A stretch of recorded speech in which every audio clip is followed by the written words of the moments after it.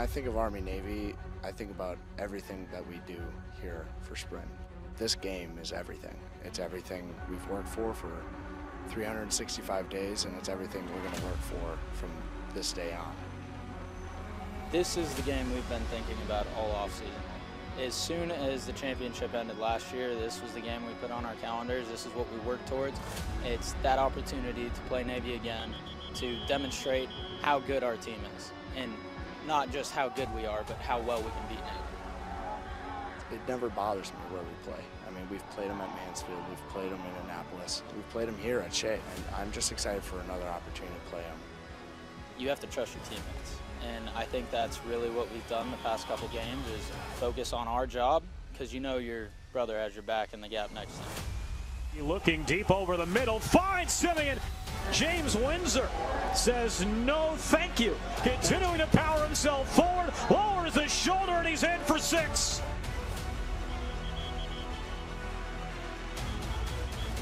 Sprint's about a brotherhood, and there's no other sport that can test how well a team is structured other than football. And to be able to go out with my brothers to play at the highest stakes in the highest stakes team environment we can represent means so much, means the world to me and this team.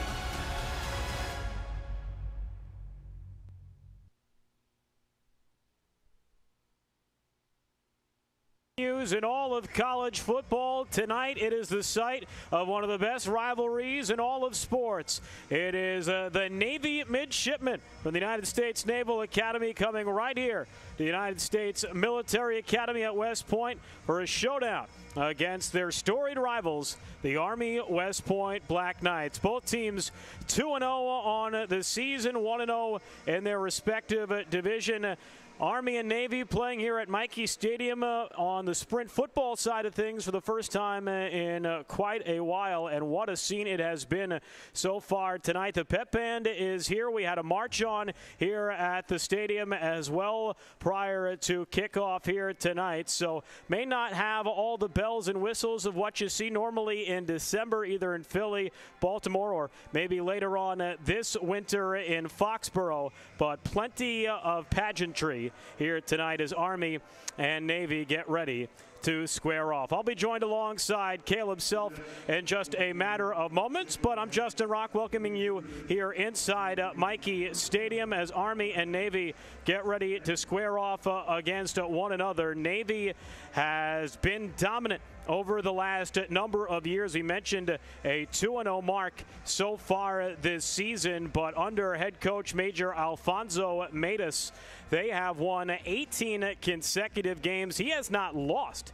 as head coach of the Midshipmen, the defending champions in the CSFL, winning both meetings against Army last year. 8-0 last year, as you see, an 18-game winning streak. They have not lost in a regular matchup against Army since the 2019 championship game. Their last loss outright was in the 2021 game season matchup against the Black Knights. As you see, Navy taking the gridiron as we speak. American flag in hand for the Black Knights.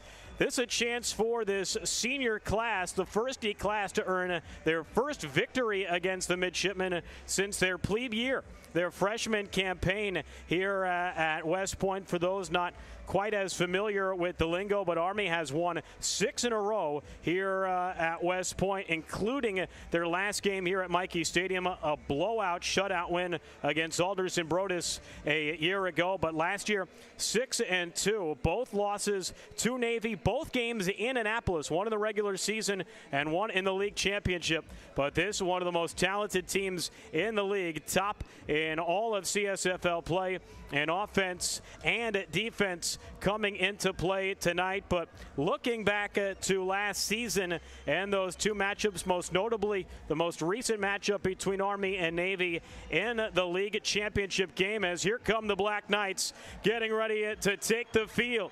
Flag in hand, and here they come, black clad. The Black Knights taking the gridiron here at Michie Stadium. We're joined now by the gifted safety himself, Caleb Self. Caleb, For those who are unfamiliar, what's it like taking the field with your teammates like that?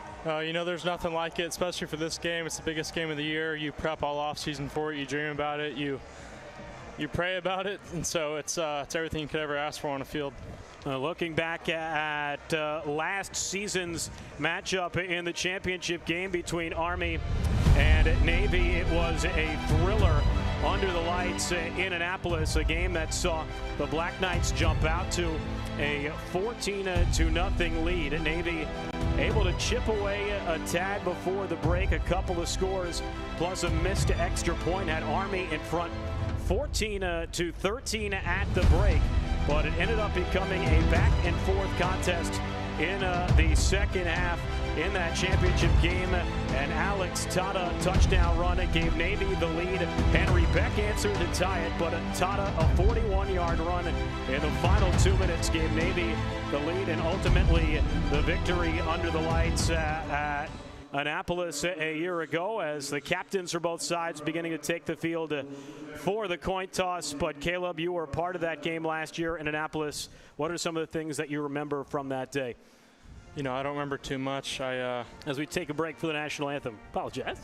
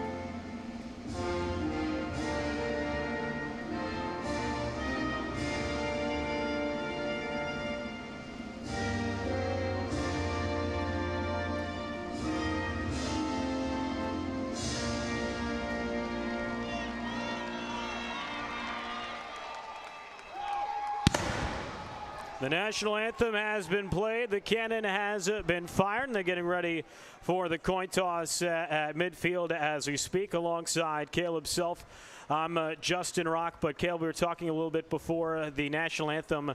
That game last year in the league championship down in Annapolis, never an easy place to play. What are some of the memories you have from that game a year ago? Yeah, Justin, like I was saying, my career actually got ended in that game. So when I came to, I didn't realize we were losing. I was really confused. But, you know, it all just boils down to execution. You have all the outside distractions, emotions that, you know, really dominate your life throughout the week and throughout the off season. But, you know, it just boils down to execution. That's the most important thing. Just being able to, you know, run the plays correctly, run the coverages correctly, and execute.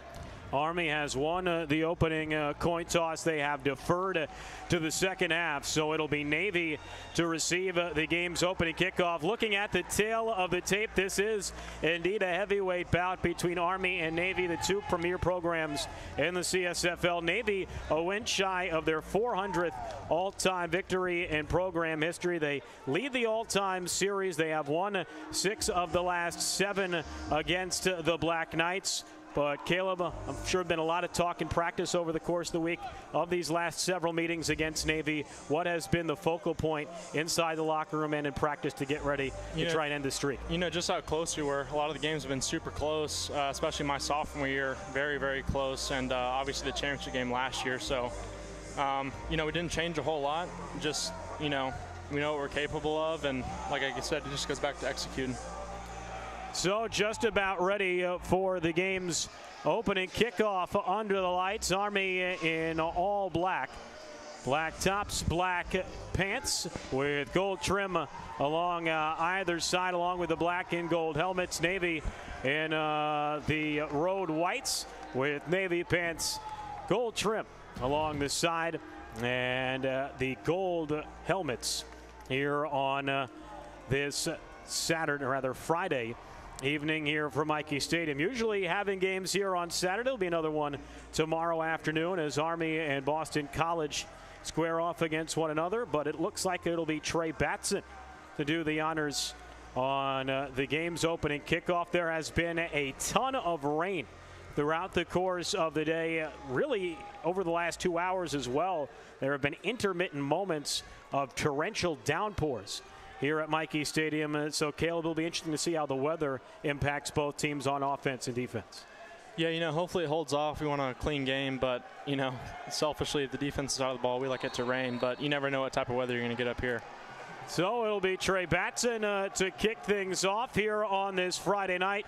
Army and Navy, the annual rivalry series is underway as this a knuckling kick towards the right side comes to a stop at the 15, trying to run away from a mass of humanity and unable to do so cleanly. In that instance, it appeared to be Victor Otero.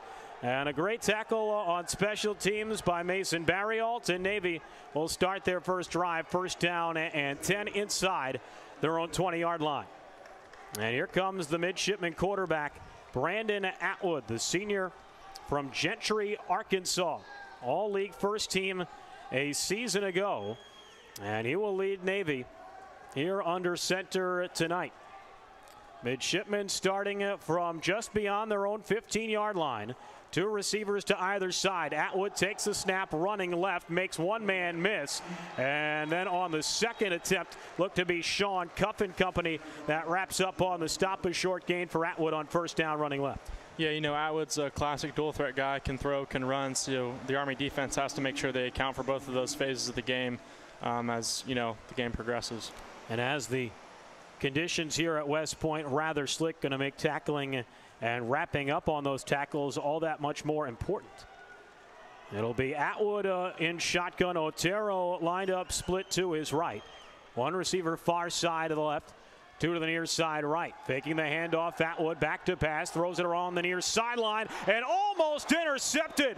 Almost an over-the-shoulder pick by Jonathan Abrahams. Not an easy play going over his shoulder, but very nearly a major play to start. Wow, I did not think we would see that. We're just in classic man coverage there. The safety over the top, and then Jonathan Abrahams just sort of baits Atwood there, drops back and almost picks it off. Did not register a tackle last week against Penn, but nearly coming up with a massive interception. Would have been the first of his career. So it's third down upcoming for Navy. Ball spotted just inside their 20. Atwood fakes the handoff, pitches it to the right-hand side. Otero out across the 25, very close to the first down marker. And it does appear like it will move the chains. And the midshipmen pick up a first down on third down. Navy going back to the triple option there. They tried some end zone, inside, outside zone there at the beginning of the series, and then they transitioned to triple option there, had a lot of space to the outside to convert. Otero, the senior from Acton, Massachusetts, came into play today, third in the league in rushing yards this year. Split backfield between Otero and Tyler Messina. Those two will be the workhorse backs tonight for Navy after the graduation of Alex Tata. Atwood on the keeper running left, lowering his shoulder out across the 30. Looked like Mason Goulet got a hit on him. And a short pickup for Navy on first down. It'll be second down. One of the things the midshipmen do better than anyone in the league is shift in and out of formations. You never know what formation they're actually in because they're always motioning guys, they're always moving guys before the snap. And so it's crucial to know who your man is or where your zone is because it can ultimately change based on where they're moving. Atwood showing his strength there, able to push the pile forward at just a tad. Second down. Ball right around the 30-yard line. Two receivers punched either side. Atwood able to hand it off to Otero on the RPO, but Army was ready for it. Mr. Tierney coming up to make the stop, Brendan Tierney, and it's third and long for Navy. That's a safety making a linebacker play there. He's so versatile, quick, fast, strong, able to get downhill there and chop down the running back for a very, very short gain or loss of yards. He tried to make a miss, but Tierney was ready to wrap up, the junior local product from Chester, New York. So it'll be third down upcoming for Navy. Need to get to about the 37-yard line in order to convert. Trips bunch here. Back to pass, Atwood. Pressure off the near side, able to dodge the pressure from Rast. Throws near side, and the catch, is it caught?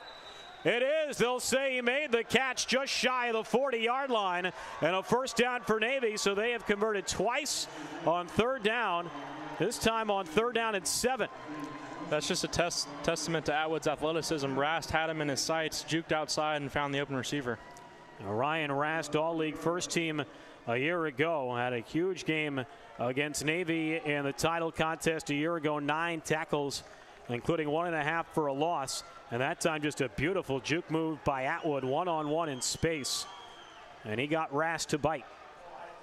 Atwood, handoff up the middle. Otero bouncing off a tackler, trying to get to the outside. Atwood able to make a block, and Otero across midfield and into Army territory about the 47-yard line. Came very close, though, to maybe a block in the back or a blindside block there from the quarterback, Atwood. Yeah, that's not where that play was designed to go. That was designed to go towards the visitor stands. He cut it back as the hole was shut, and yeah, you stole the words from me. Atwood got very, very lucky there. That was not a blindside block. He did not see him coming. Put a block on Weber. Carsey hit him in the shoulders from the side, not quite in the back, and that was enough for Navy to avoid a potential drive-altering penalty. 3 receivers bunch to the far side. Atwood on a little screen pass to Kai Sasaki, able to make one man miss, and then Michael Sullivan, it appeared, came away with the tackle. Sasaki, a senior, but this is first year on the Sprint football team. You don't see as many upperclassmen like that try out that late in their career. And head coach Major Alfonso Meda said, normally they don't look at the juniors and seniors quite that much, but he impressed so much during the tryout they had to find a spot for him, and indeed they have. And coming into play today, 7th in the league in receiving yards coming into tonight. Second down and long. Atwood on the keeper far side, and not much room to operate at all as the defensive line and James Windsor close the gap quickly. That looked sort of like last week. He almost stole the ball on the handoff again. He's so quick. He can get in the backfield that fast and disrupt plays. James following in the footsteps of his older brother Brendan, who is one of the all-time great D linemen in program history. All-league first team as recently as a season ago. Class of 2023 was his older brother Brendan. And this is the key for the Army defense here. We talked about it last week. Get off the field on third down. Let's see if they can do it here. Navy coming into play tonight on third down, 48%. They're 2 for 2 on this drive. Atwood throws near side for Messina, and he is laid out by Abrahams right near the first down marker. Abrahams with a right shoulder shiver, but it was very close to a first down marker, and it was indeed a first down for Navy. Navy ran both the slot and the outside receiver away from that throw. That was a swing. That was the back, I believe, that came out of the backfield there with a lot of room. It was Tyler Messina who came away with the catch. His first reception of the season. The senior from Snohomish, Washington. First down and 10 Navy. Ball just shy of the Army 35. A handoff up the middle, and the Black Knights defensive line push Navy back a couple of yards. Ryan Rast and Christian Dinicio on the stop that time. Navy, Justin, primarily wants to run the football, but so far the Army defensive front has done a great job of shutting it down. There's been a few third down plays where they've converted. Navy wants to try and be as balanced as they can, offense, passing and running. And the Black Knights have done a good job, at least interiorly, limiting what Navy can do. They'll pitch it out to the near side. A flag is thrown. Otero wrapped up by Brahim Swanson at about the Army 30-yard line, but it looks like this is going to go the other way.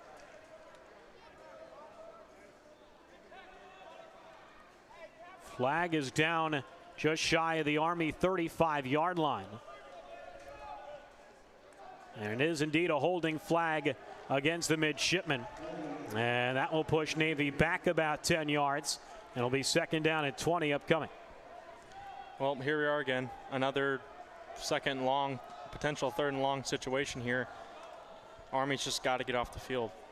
Army coming into play tonight defensively had only allowed one third down conversion in their first 2 games. Opponents were 1 for 28 on third down entering tonight. Navy on the handoff to Otero, and he's able to push the pile forward a couple of yards. Not much room to operate. Ryan Rast again there on the stop. He has been everywhere on the D-line to start this ball game and this drive. Yeah, he's a force. I mean, I think that's already his 3rd or 4th tackle on the drive. And, you know, when you have a guy like that up front that can set the tone, push guys around, and make plays in the backfield, it's just huge for the rest of the defense. So it is third down. Navy needs to get all the way to the Army 26-yard line in order to convert. They're backed up at about the 37, 38-yard line. 2 receivers to the near side, 2 to the far side. Ball on the near hash. Atwood back to pass, under pressure, and there's that man again, Ryan Rast. A wrecking ball on this opening drive for the Black Knights, and it's 4th down. He's playing like his hair on fire. That's already his 3rd quarterback pressure and 4th tackle of the drive, and it comes on a huge 3rd down play. Ryan Rast with a massive sack, his 2nd of the year. And that time he just literally ran over John Dutton, the O-lineman. Wow, he kind of looked like Micah Parsons right there. He gave him the forearm shove, and he went flying. Micah Parsons, arguably the best defensive player in the NFL these days. And as Ryan's been watching his highlight tapes, he's been taking some lessons from him. Good punt here for Navy, fielded by Deloitte just in front of the 10-yard line. Able to knife his way forward, pushed back at the last second, but forward progress will be halted at the 15-yard line. A 5-yard return for number 5 in black.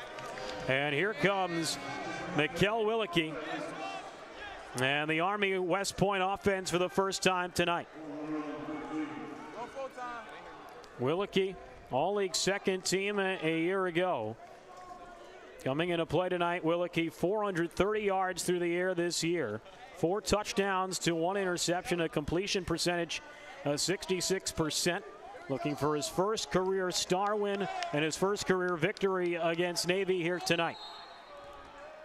The senior from Tampa. 2 backs to the far side. They hand off up the middle. It's Henry Beck. A good push from the offensive line. And a good chunk of 5 on first down for Henry Beck. Yeah, Navy has already sent a guy off the edge. They blitzed on the first play, and they had less bodies in the middle, and Beck just, went for a quick 5 there. Beck entering play today 2nd in the league in rushing yards and 1st in rushing touchdowns.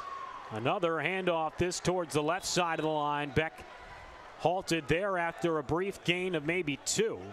And it'll be 3rd down and short upcoming for the Black Knights on their first drive. 5:40 to go here in the first. Just as I was saying, how Navy does a great job of disguising on offense, they also do a similar job on defense. They're primarily a cover 1 team, but they can shift around, play cover 2 and cover 3. 3rd down and short. Willicke fakes the handoff, throws right side to Balan. Balan picks up the first down across the 25, passes the 30, and a good gain on 3rd and short for the former D1 running back and wide receiver. His first play in the sprint version of the rivalry series goes for a first down. Great blocking by Lamanak and Simeon on the edge. I mean, look at that right there. So much room. Simeon almost pushes guy in and out of bounds. It's one of the better cornerbacks and defensive backs Navy has in Mitchell Waters. Willicke again in shotgun. Beck to his right. They hand it off to Beck up the middle. And this time the defensive line for Navy able to come up with the stop. Major Kent and Andrew Bailey, the reigning league defensive player of the week, coming up with a stop at 2nd down. Last week we saw that primarily Army's runs to the edge. All 3 of their runs have been up the middle so far. So I wonder, if they're trying something different to start out here. The 2nd down and 9. Ball spotted at about the 33-yard line of Army.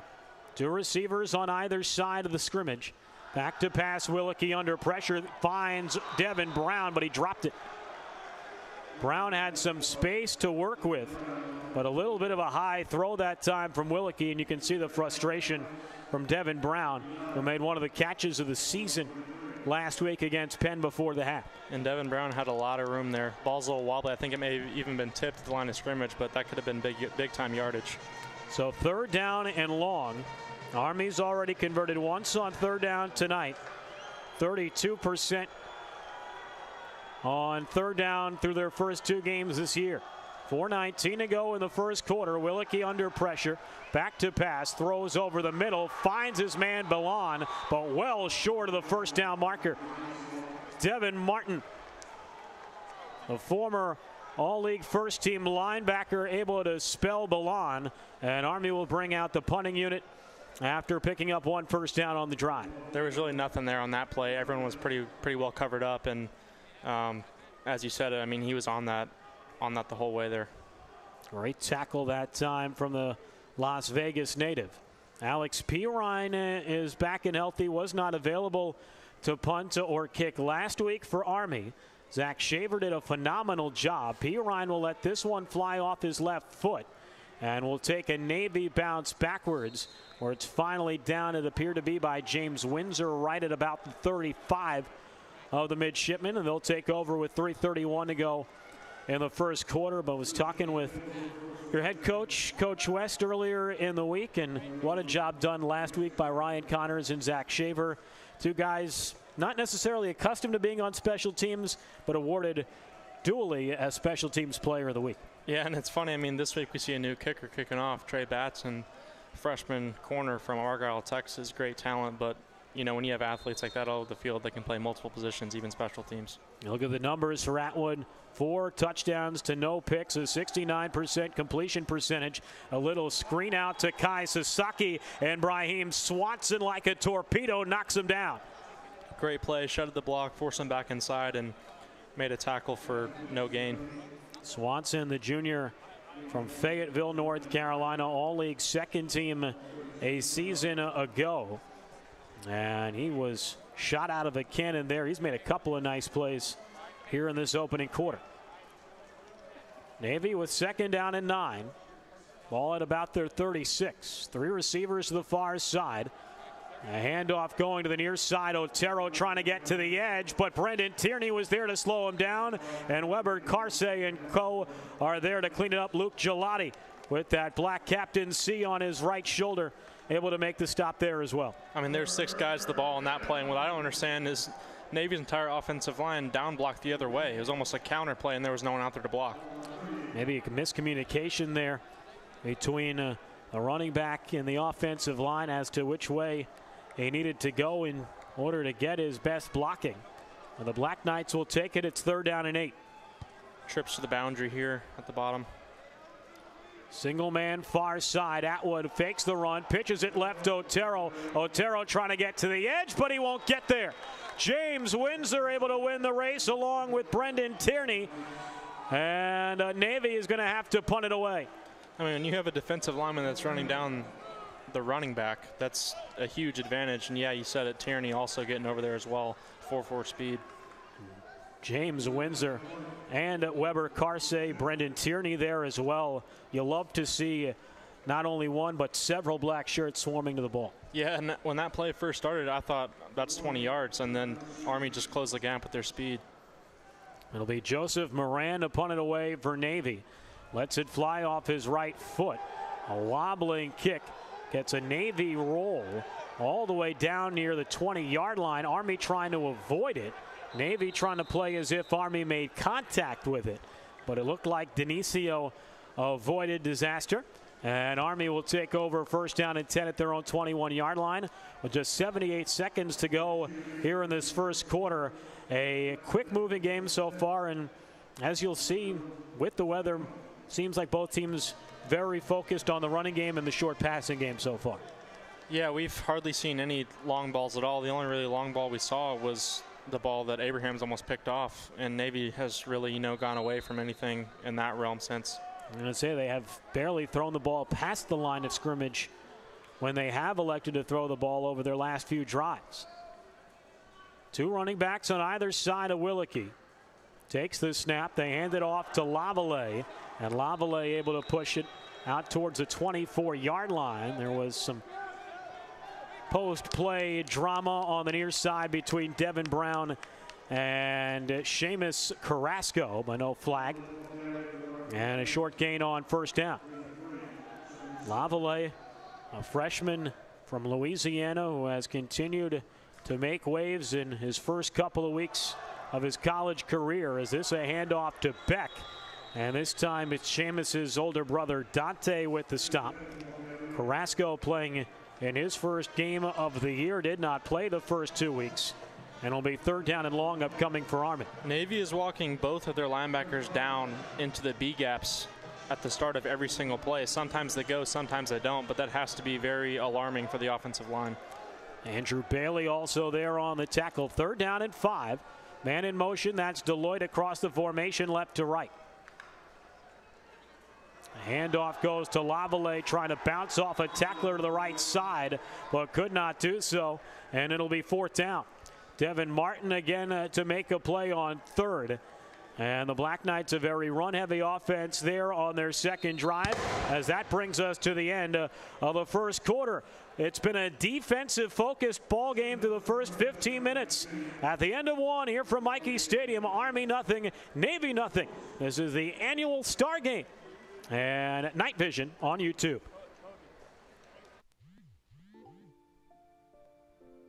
At the United States Military Academy, you're on the team from day one. A team where people are the #1 priority and winning matters. A team of scholars, athletes, and leaders, each striving to become all that they can be. Are you ready to join our team? West Point, where leaders are made. Meet the Chevy ZR2 family. They'll never let you down. With features like DSSV dampers, MT tires, and an off-road performance display. When the going gets tough, it's a family you can count on. Introducing the Silverado, Colorado, and Silverado HD ZR2 family of trucks.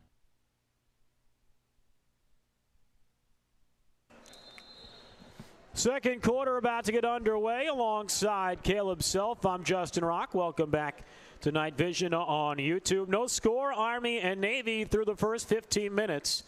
QB. Design quarterbacks run been their best bet so far. Atwood's, running at 4 yards a clip this far, and you see there another big chunk of yardage for him. Had 4 carries for 14 yards in the first quarter. Far and away the most productive offensive start on either side between Navy and Army. Atwood in shotgun, handoff left side, Otero, and he's tripped up. Great tackle at the point of contact by Sean Cuff. And that's going to set up 3rd down for Navy. That was a big tackle. Now it's 3rd down. Now you can maybe apply some pressure, get Navy uncomfortable, because Army sent a linebacker off the edge there, and there was no edge being set. Cuff had to come down and make a play. Great tackle by Cuff to set up 3rd down and short for the Midshipmen.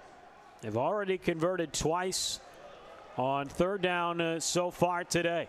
They line up in the I formation. Messina, the deep back, and a handoff running left. Cuff and Swanson there on the stop. And it's going to be very close to the marker. And it looks like they will give him enough for a 1st down. And Navy converts on 3rd down and short. Looked like Army got there, but Navy had just enough to move the sticks. Man, that's tough. The referee on the other side of the field had him short, and this one down here had him converting. So Navy converts again on 3rd down. 2 minutes gone by here in the second quarter. Atwood in shotgun, takes the snap up the middle and doesn't have anywhere to operate. Mike Sullivan was the first man that got there, and Christian Denisio was the man who acted on cleanup. They saw that one coming. Same formation, same drop back, same scheme as the first design run on this drive, and they were ready for that play.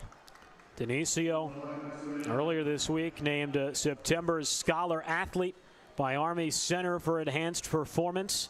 And Denisio certainly playing at the top of his game through the first 18 to 20 minutes so far tonight. 2nd and 9 for Navy. 3 receivers to the far side, 2 near side. Sasaki motions into the backfield.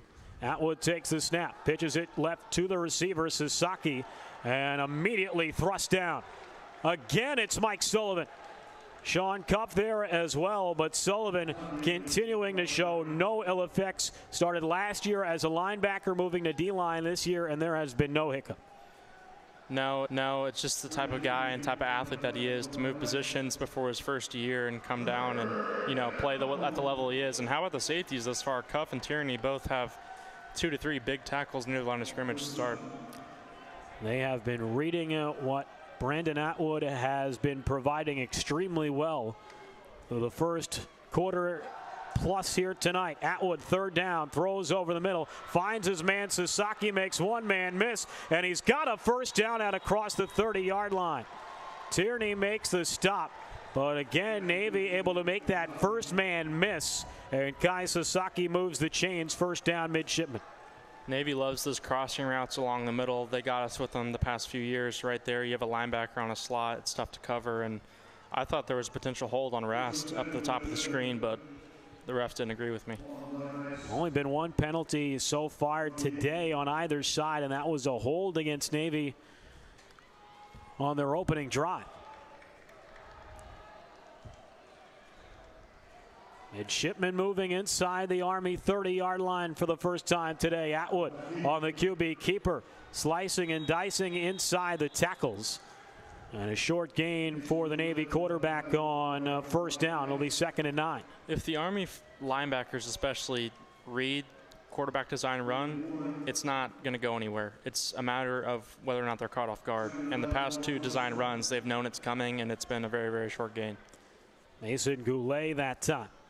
The senior from Amory, Wisconsin, coming up with the stop. 2nd down and 9, just inside the Army 30. Atwood pitches it left side, Messina, and again a great tackle by Army on the defensive line. What an outstanding play. Again, it's Mike Sullivan who is the man who got to the running back first. I feel like we're listening to a tape recorder. It's another 3rd and long. Army is playing the first 2 downs fantastic. They just have to get off the field on 3rd. Navy's been able to draw up their best plays on 3rd down so far tonight. They've converted twice already on this drive. 4 3rd down conversions. Army had given up just 1 in their first 2 games total. 3rd down and 8 for Navy. And looked like a free play, or who jumped first? That's going to be the question. Typically, you don't blow it dead unless it's a false start, but it looked like Army was in the neutral zone. Might have been some contact with the O-line. And offsides. Looked like they called it on Mike Sullivan. If I was lip reading effectively, you saw Goulet and Rast start to go, and then the left tackle on the near side, Patrick Palm, started to move. So at the first penalty tonight for Army comes at an inopportune time. And instead of 3rd down and 8, it's 3rd down and 3 for the Midshipmen. Navy just switched out 5 players with 5 new ones. You have to think it has to do with the play they're about to run. Bring in some extra tight ends here. On 3rd down and short, they hand it off to Otero up the middle. And Otero very close to the marker. He'll be spotted inside the 20 at about the 18-yard line. And that'll be enough for a Midshipman first down. So that offside penalty against the Black Knights really coming back to haunt them, as Navy able to convert on the next play. Yeah, maybe a little announcer's jinx there, Justin. No penalties on Army until the encroachment there. But yeah, when you bring in 5 new guys, bulky guys especially, you can probably expect run. Navy been a very run-heavy offense so far tonight. Well, they have gone to the air when they've needed to on 3rd down. Atwood running right, pitches right to Otero, and oh, like a heat-seeking missile, here comes Brendan Tierney to knock down Otero. And then there was some extended blocking all the way down the field by the goal line, and a flag has been thrown at about the Army 2 or 3 yard line. So that could really put a damper into what was an outstanding read by Tierney, the safety. This is the best I've seen Tierney play in 3 years, and it's really not even close. He is playing outstanding. I actually have no idea who this is on. They were both tangled up at the top of the screen. And it's going to be a personal foul against the Black Knights. Army bench along the near side, arms raised to the heavens, wondering what was the real reason behind the call, or who was the particular aggrieved party. But a first down on the personal foul penalty against the Black Knights after that marvelous play by Tierney on first down. Navy again lined up in a power formation. I set. Handoff Otero running right. He hurdles himself over the 10-yard line. And the Midshipmen, first time either side today, has been within inside the 10-yard line. And they'll have the second down inside 8 minutes to go in the first half. Just like field position, penalties are also crucial, especially 15-yarders. You have to eliminate those from the game. Army had not been called for a penalty until this drive. Navy benefiting from 2 penalties for 20 yards as a timeout called with 7:46 to go here in the second quarter. Navy with second down and 6, just shy of the Army 5-yard line. But what would you imagine is the topic of conversation right now inside that huddle, especially after a couple of crucial penalties on this drive? I think it's bend, don't break. A field goal is a lot better than a touchdown, and I think Army's goal here is to, keep them out of the end zone, obviously. And I think on the other side, I think Navy could potentially be drawing something up here. They love to get tricky right next to the goal line. Navy this year 6 of 9 scoring touchdowns inside the red zone. They have scored in all 9 of their red zone drives this year. 7:46 to go here in the first half. A scoreless game between Army and Navy. Alongside Caleb Self, I'm Justin Rock. Happy to have you with us for this annual Star Game matchup, and as has been the case the last couple years, a rematch of the CSFL title game. Navy out of the timeout. Second down and 6. Running left is Atwood, makes one man miss, diving forward near the goal line. And he'll cup up a couple of yards short. Maybe a gain of 3 or 4 there on second down. And it'll be third down just shy of the goal line for the Midshipmen. Huge play here, but on the previous play, great job by Atwood extending the play. It looked like nothing was there, and he fell forward for potentially 3 crucial yards. Guy can get it done through the air and on the ground. Last year, top 5 in the league in both rushing and passing yardage. Third down and 1. Ball spotted a couple of inches shy of the 1-yard line. Offset eye. Atwood. They hand it off to the up back, and did he get there? That's the question. There's been no signal. The far official has marked him short, and it's going to be fourth down. Now it's decision time. They gave it to the up back, Luke Elefthero. Initially, it looks like they're going. They're going to go for it, it seems like. Army's defensive line smothering Elefthero. And here we go. Navy has converted their only fourth down this year. Opponents 3 for 9 against Army on fourth down this evening. Atwood in shotgun. Atwood, and they're going to roll out a flag, and it's going to be a false start. A false start on Navy on 4th and 1 from the 1, and that's going to back them up 5 yards outside the 5. And now the Midshipmen look like they're going to be content to bring the special teams unit on the field for a field goal try. I mean, we just talked about how crucial penalties. Army extended the drive because of a few penalties, and now Navy is electing to kick a field goal because of their false start. And tried a little bit of a QB push that we've seen the Philadelphia Eagles run many times to success this year. Michael Golden for the field goal attempt from the left hash. And this one is up and good.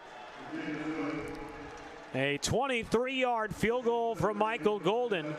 And with 6:07 to go in the first half, Navy on the board first. They have a 3-0 lead.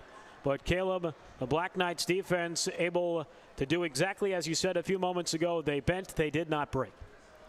Yeah, 3 is a lot better than 7, trust me, especially in these games. Potentially got bailed out by a penalty there.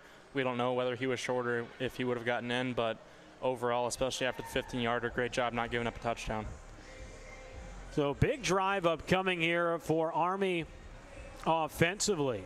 Only 1 first down through their first 2 drives so far today. It's been a very run-heavy offense so far, and honestly, Caleb, at this point it feels like the Black Knights need to sustain a little bit of a longer drive in order to give the defense a little bit of a rest. They've been on the field a majority of this first half. They sure have, and that's tough, especially against an offense as dynamic as Navy's on the ground and in the air. It's tough to be out there for that long.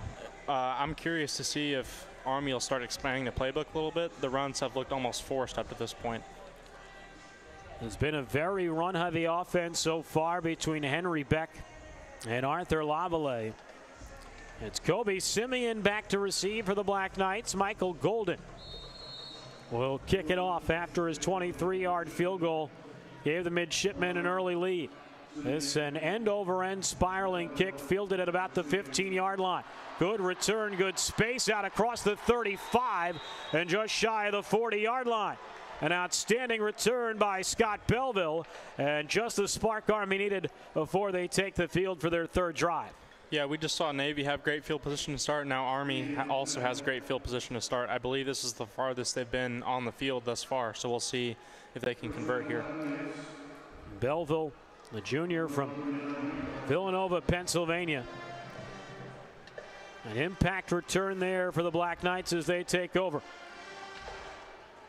Mikkel Willicke has been held in check so far tonight. He's in shotgun, back to his left, 3 receivers to the near side. Willicke back to pass, looks to throw over the middle, intended for Lawmanack, and that one in the dirt and incomplete. Willicke had a throw as he moved there, and that, I think, created the low throw. Yeah, he was also hit as he threw. He had Lawmanack over the middle. If that was a good ball, that could have been big-time yardage. Look at the pressure there against Willicke.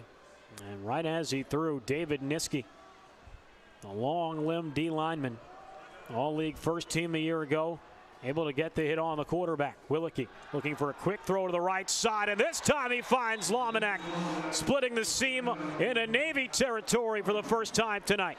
Army's going to go tempo now, but Willicke threw Lawmanack open there. He was not open when the ball was thrown. He threw it in the gap in the defense and made the first down.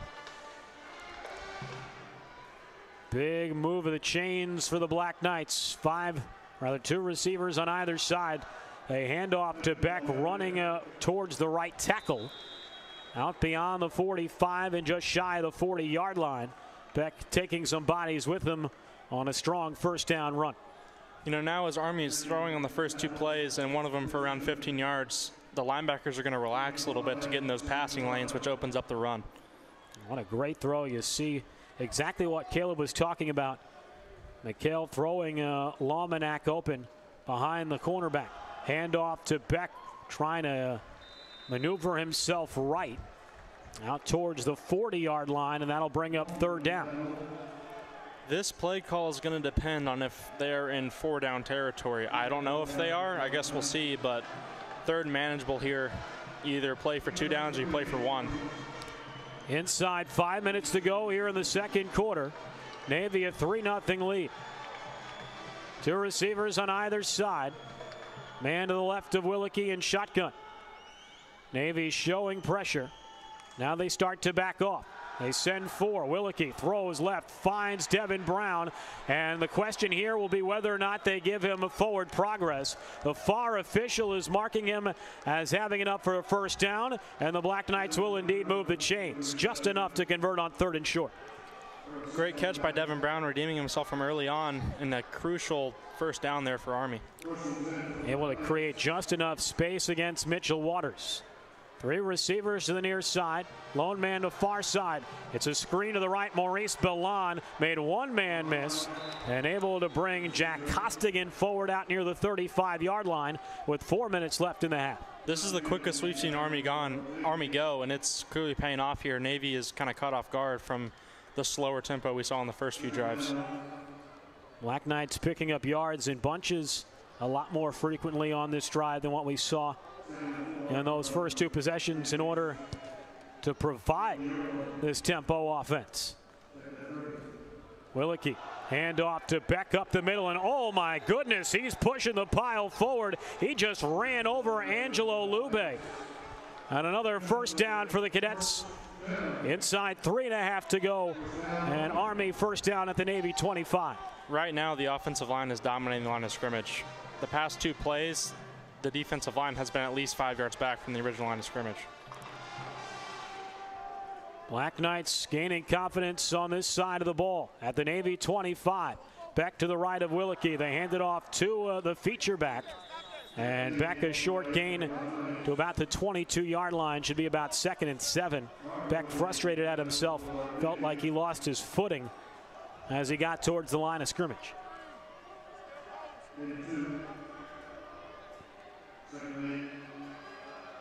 Second down and 8. 3 receivers wide to the left. Single man near side. Back to the left of Willicke. Willicke, handoff to Beck, and nearly able to get that edge to the right-hand side. That hole closed quickly, and it's 3rd down. Great job by Navy's defensive front there. There was nothing there. They pushed the offensive line back, I think into Beck even on that run. Looked like there was a tiny crevice between the guard and tackle on the right side, but it closed quickly. So 3rd down upcoming for Army. Need to get to the Navy 15 in order to convert. I would expect Navy to bring pressure here. The past few 3rd downs, they only rushed 4 and gave up 2 first downs. So, you know, look for them to bring pressure. Looks like Army's taking a timeout. Well, the play clock down to 1. The Black Knights going to call timeout with 1:52 to go here in the second quarter. Navy, the game's only points on Michael Golden 23-yard field goal. On a big 3rd down upcoming for the Black Knights, especially with under 2 minutes left on the clock, trying to keep this drive going and make sure Navy has minimal, if any, opportunity to possess the ball again before halftime. Army will get the ball to start the second half. They won the opening coin toss and deferred to the second half kickoff. Obviously, you want a touchdown, but points are points. You want to come out of this drive with points, and you hit the nail on the head there. Scoring on 2 consecutive drives, both right before half and right after half, is also a huge momentum boost that Army could definitely benefit from. That's something that Bill Belichick has done so well over the years in the NFL. Army trying to steal one out of that playbook here ahead of 3rd down and what looks like 7 to go. Still looking for Navy to bring pressure here. They're not showing it initially. 2 receivers on either side of the line. Beck to the right of Willicke. Fake the handoff to Beck. Willicke throwing left, and the pass deflected and knocked down. Quick hands on the D-line by David Niski. Able to bat that pass down, and it's 4th and long. They only rushed 4 there, and they're fortunate because Balan was open on the far side of the field for a first down. The defensive lineman, great play, getting his hand on it. They had 2 guys blocking him. Had Zach Shaver and then Beck there to help out. But one of the things that head coach Alfonso Matus noted earlier this week is the long, lanky arms of Niski. Great athlete. And Army's going to get 5 more yards, and now it's 4th down and 2. Navy trying to time the snap, and Niski is going to be the man who committed the penalty. Wow, I haven't seen a much more blatant offsides on a field goal than that in a very, very long time. I don't know if he thought he heard the snap count or what it was. Yeah, that he's trying to guess and time the snap count himself. But Army will keep the field goal unit out on 4th down and 2. This will be about a 38-yard field goal from the near hash. Snap down, kick up on its way, and it is good. Welcome back to the lineup, Alex Pirine. He drills one home from about 38 yards out, and Army's tied it at 3 with 93 seconds to go in the first half. Pirine banged one in from 46 opening week of the season against Mansfield.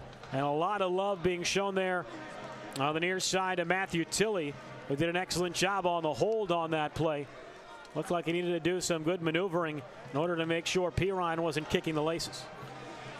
I mean, Army got points, right? That's what they needed. They got points. I'm a little bit surprised they didn't go for it after the penalty, especially when momentum is in their favor. Now it's just damage control. You cannot let Navy score before the half. You get the ball coming out and can change the course of the game. A 3-all game here with 93 seconds left until halftime. Each team with a field goal on their last drive. It'll be Trey Batson to kick things off for the Black Knights. Messina and Otero, the two running backs for Navy, back at the 10-yard line to receive.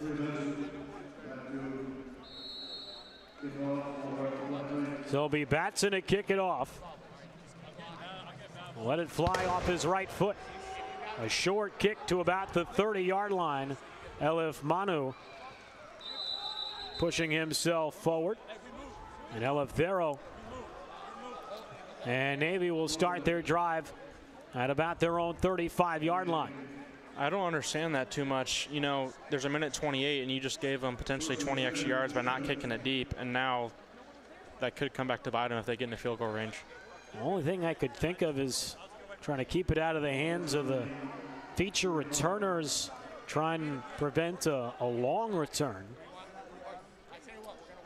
But either way, Navy with solid field position to start with a minute 28 to go until halftime.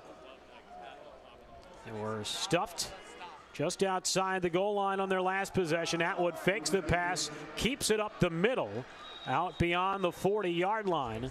And a good pickup on first down for the Navy signal caller. It'll be second and short. That's the first QB draw we've seen. It was wide open over the middle. Has tended to run towards the edges so far. Atwood back to pass, under pressure, steps up in the pocket, makes one man miss, and could not do so the second time. They'll not count the pass. I don't believe it's going to be a sack for Gelati. It appeared the official nearest to the quarterback marked him down just shy of the 35-yard line. Atwood was trying to save face by throwing it away. It looked like Rass had him initially. He breaks out of it, and your first reaction is, oh no, big play, and Gelati flies in out of nowhere and gets a sack. A big play for the captain, Gelati. Just the second sack of his stellar career. Back to pass, Atwood, third and long, under pressure, dumps it off right side, and very close to the first bound marker is Margiotta. And did he get it? They're signaling for it on the Navy sideline. And indeed he did. But Navy never stopped the clock after that sack on second down, and so there's only 15 seconds left in the first half. They stopped the clock to move the chains.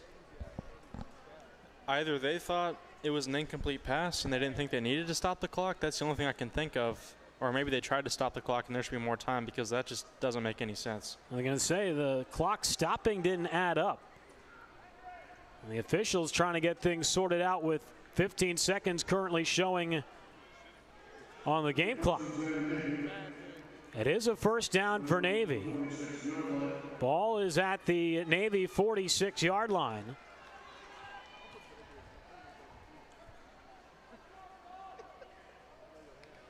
I think they're trying to put 22 seconds on the clock as opposed to 15. And that's indeed the situation from the lead referee. Oh, the Army bench reading him the riot act for putting 7 extra ticks on the clock.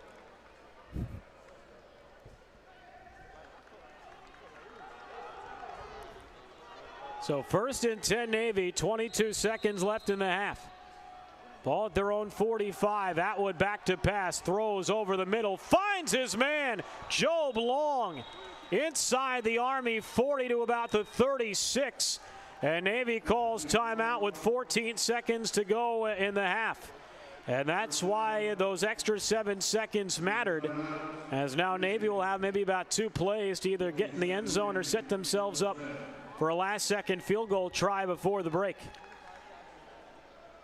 You know, your mind tells you initially they're going to run something to the edges. They're going to run an out route pattern to get a few more yards to get in a field goal range, but you never know with Navy. They've ran fake punts, fake field goals pretty routinely against Army, and so you have to be wary of that as well.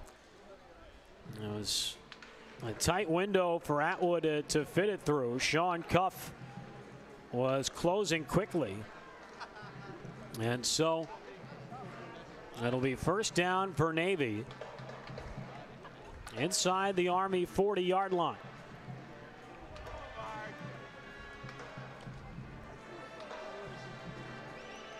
Both teams, as you see on your screen, 1 timeout remaining. Has been plenty of rain throughout the night, but for the most part it has remained dry since kickoff at about 7 o'clock. 2 receivers either side. First down and 10 Navy. Atwood back to pass, under pressure, rolls out right, looking for somebody deep. Now dumps it off near side, and it's caught by the running back Otero inside the Army 30 at about the 28. And it'll be second down with about 6 seconds to go until halftime.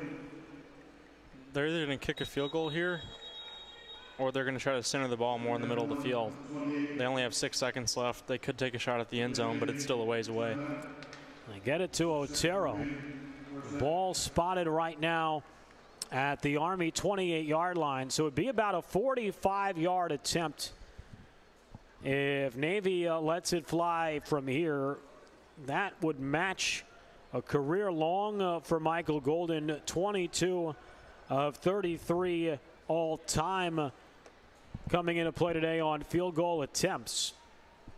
But we will see what Navy decides to do here with 6 seconds to go until the locker room, and the ball spotted at the Army 28-yard line. A lot of time going off the clock on that last play, in large part because of the pressure and good coverage from the Black Knight defensive backs. Army's got to be ready for anything here. They're going to bring out the field goal unit and have Golden try it. Ball will be held at the 35. High snap, kick down on its way, end over end, and it is short. No good. And there's still 2 seconds left on the clock here in the second quarter. Michael Golden comes up a yard or 2 short from 45. And at the very least, this game will remain tied going into halftime. That was very, very close to going in. Almost had it. Great job by the Army defense again. Limited time on the clock for Navy, but they did their job and got off the field.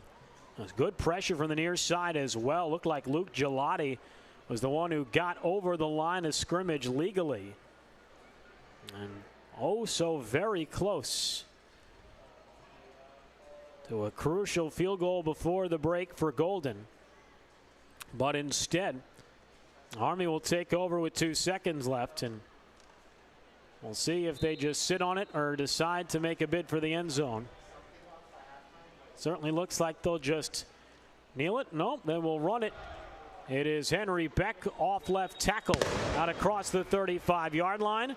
And that'll take us to halftime here at Michie Stadium in a battle between 2 heavyweights in the CSFL. It has been haymakers thrown back and forth on the defensive side of the ball. A couple of field goals in the second quarter is what we've seen offensively tonight through 30 minutes here from Michie Stadium. It's Army West Point 3 and Navy 3. You're watching a CSFL football on Night Vision from YouTube. Don't go anywhere. We've got more coming up at the half here from Michie Stadium.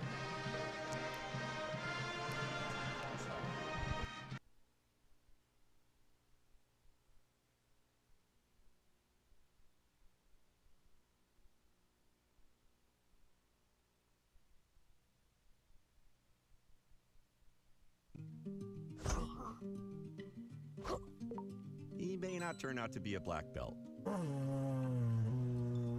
or play Carnegie Hall. He'll take the chicken fingers. But with the money you earn from your PenFed checking and savings accounts, He's growing up. Look at him. your goal of supporting his dreams will always be worth it. I got it. PenFed's got great rates for everyone. USAA? Yeah, they have awesome rates on coverage for our car, home, and stuff. She has a lot of stuff. Dad. A lot of cool stuff, honey. But USAA also has banking, credit cards, and loans. Plus advice and other perks. Only for emergencies. Thanks, Mom. And it's all in one spot. So we know she's all set because we've got USAA. USAA, more than you might think, for the military community and their families.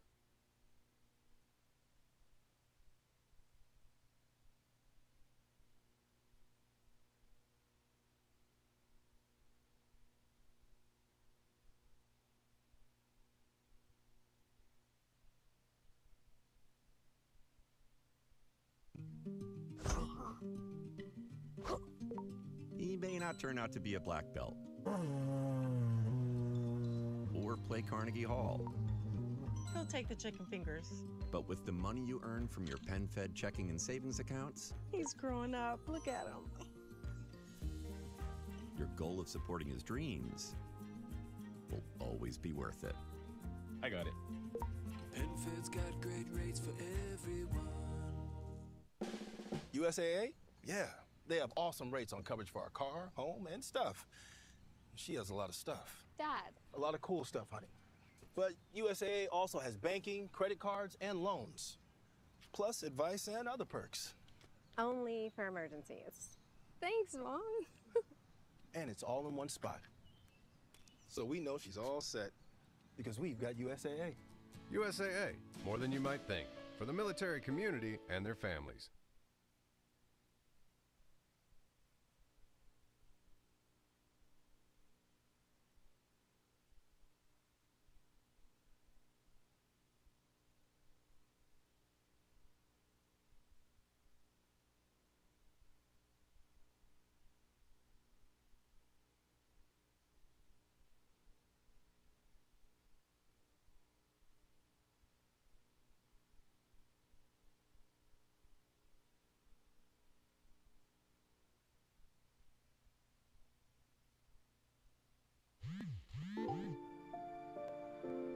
At the United States Military Academy, you're on the team from day one.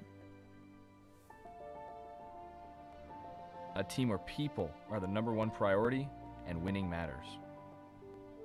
A team of scholars, athletes, and leaders, each striving to become all that they can be. Are you ready to join our team? West Point, where leaders are made. He may not turn out to be a black belt or play Carnegie Hall, He'll take the chicken fingers. but with the money you earn from your pen-fed checking and savings accounts, He's growing up. Look at him. your goal of supporting his dreams will always be worth it. I got it. PenFed's got great rates for everyone. USAA? Yeah, they have awesome rates on coverage for our car, home, and stuff. She has a lot of stuff. Dad. A lot of cool stuff, honey. But USAA also has banking, credit cards, and loans. Plus advice and other perks. Only for emergencies. Thanks, Mom. And it's all in one spot. So we know she's all set because we've got USAA. USAA, more than you might think, for the military community and their families. So yeah, USAA, they always have my back. USAA? You were in the military? Oh no, I wasn't, but my grandpa was. He joined USAA, passed membership to my mom, then to me. There's other ways to get in? Yeah, my neighbor Ron, he's in because his wife served. Even little Luna, once she's born, her dad served. So all this time I could have had USAA insurance. And banking. Where's my phone? Over there. USAA, for the military community and their families.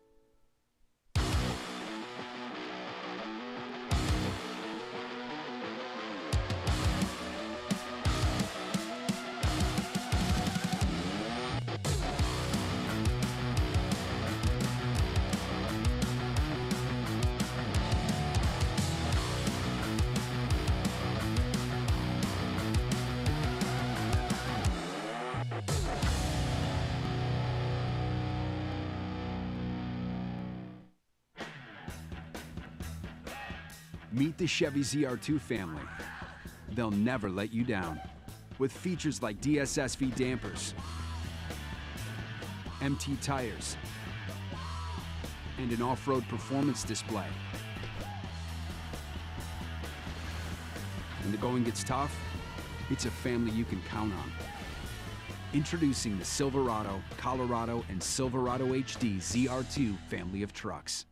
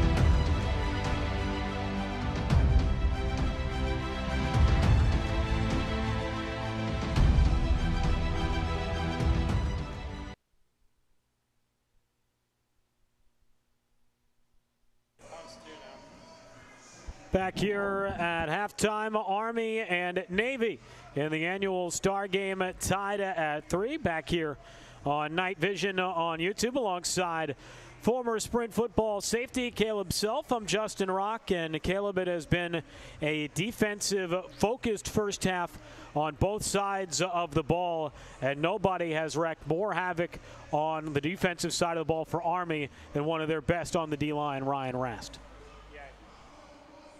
Yeah, he's had a great first half, a sack, a few tackles for loss, a Micah Parsons throwaway of the offensive lineman, and not only that, he's gotten several quarterback pressures on Atwood that have affected some throws, and so if he can keep that up, that's a huge bonus for the Army defense. He's not the only defender who's having a fantastic first half, but we've seen Mike Sullivan, we've seen Brendan Tierney right on cue. Brendan Tierney, you said it earlier, you don't think you've seen him play a better half of football in his career. No, and a lot of times against some of the other teams in the league, no offense to them, but most of the time the defensive line and the linebackers make the plays. But against Navy, sometimes there has to be a safety that comes up and fills, and that's what we've seen Tierney do so far. He's been phenomenal, and then you look at it on the Navy side of things, you look at their field goal that went wide right and a tad bit short right before the half to keep this game tied. Their quarterback, Brandon Atwood, has made life very difficult at times for Army so far today, and it certainly feels like he is the main reason why the Mids have been able to move the ball at all throughout the first half. Yeah, Justin, I would definitely agree, and a lot of it are short crossing routes over the middle that convert them on third down, but also with his legs, a few quarterback lead design runs, and that quarterback draw that got about 7 yards. You have to account for him on the ground and in the air, and I think Army's done a pretty good job of it this far, but you have to stay disciplined and make sure he doesn't beat you in one of those areas. Army had their best drive of the first half, their final drive of the half to get on the scoreboard and tie this one up before the break. But Caleb, looking at what Army needs to do offensively in the second half, got off to a little bit of a slow start, a little bit maybe too run heavy through their first two drives. What did you like about Army offensively to close out the half? I like it when they balance it out. You keep the defense guessing. If you're lined up and you're running the ball between the tackles for 6 downs in a row, it's not too hard for the defense to adjust and understand what's coming. But when you throw them different formations, different route combinations and route trees, and maybe an off tackle, a trap with the running back, it makes the linebackers think a lot more with their reads, and it also keeps the defensive secondary pulled back when they think a pass may be happening. Navy taking the field once again for the start of the second half. Army not too far behind at the break here from historic Michie Stadium. Army and Navy, the annual Star game, tied at 3. It'll take the final 30 minutes of regulation to determine a winner under the lights tonight. Don't go anywhere. You're watching Sprint Football on Night Vision from YouTube.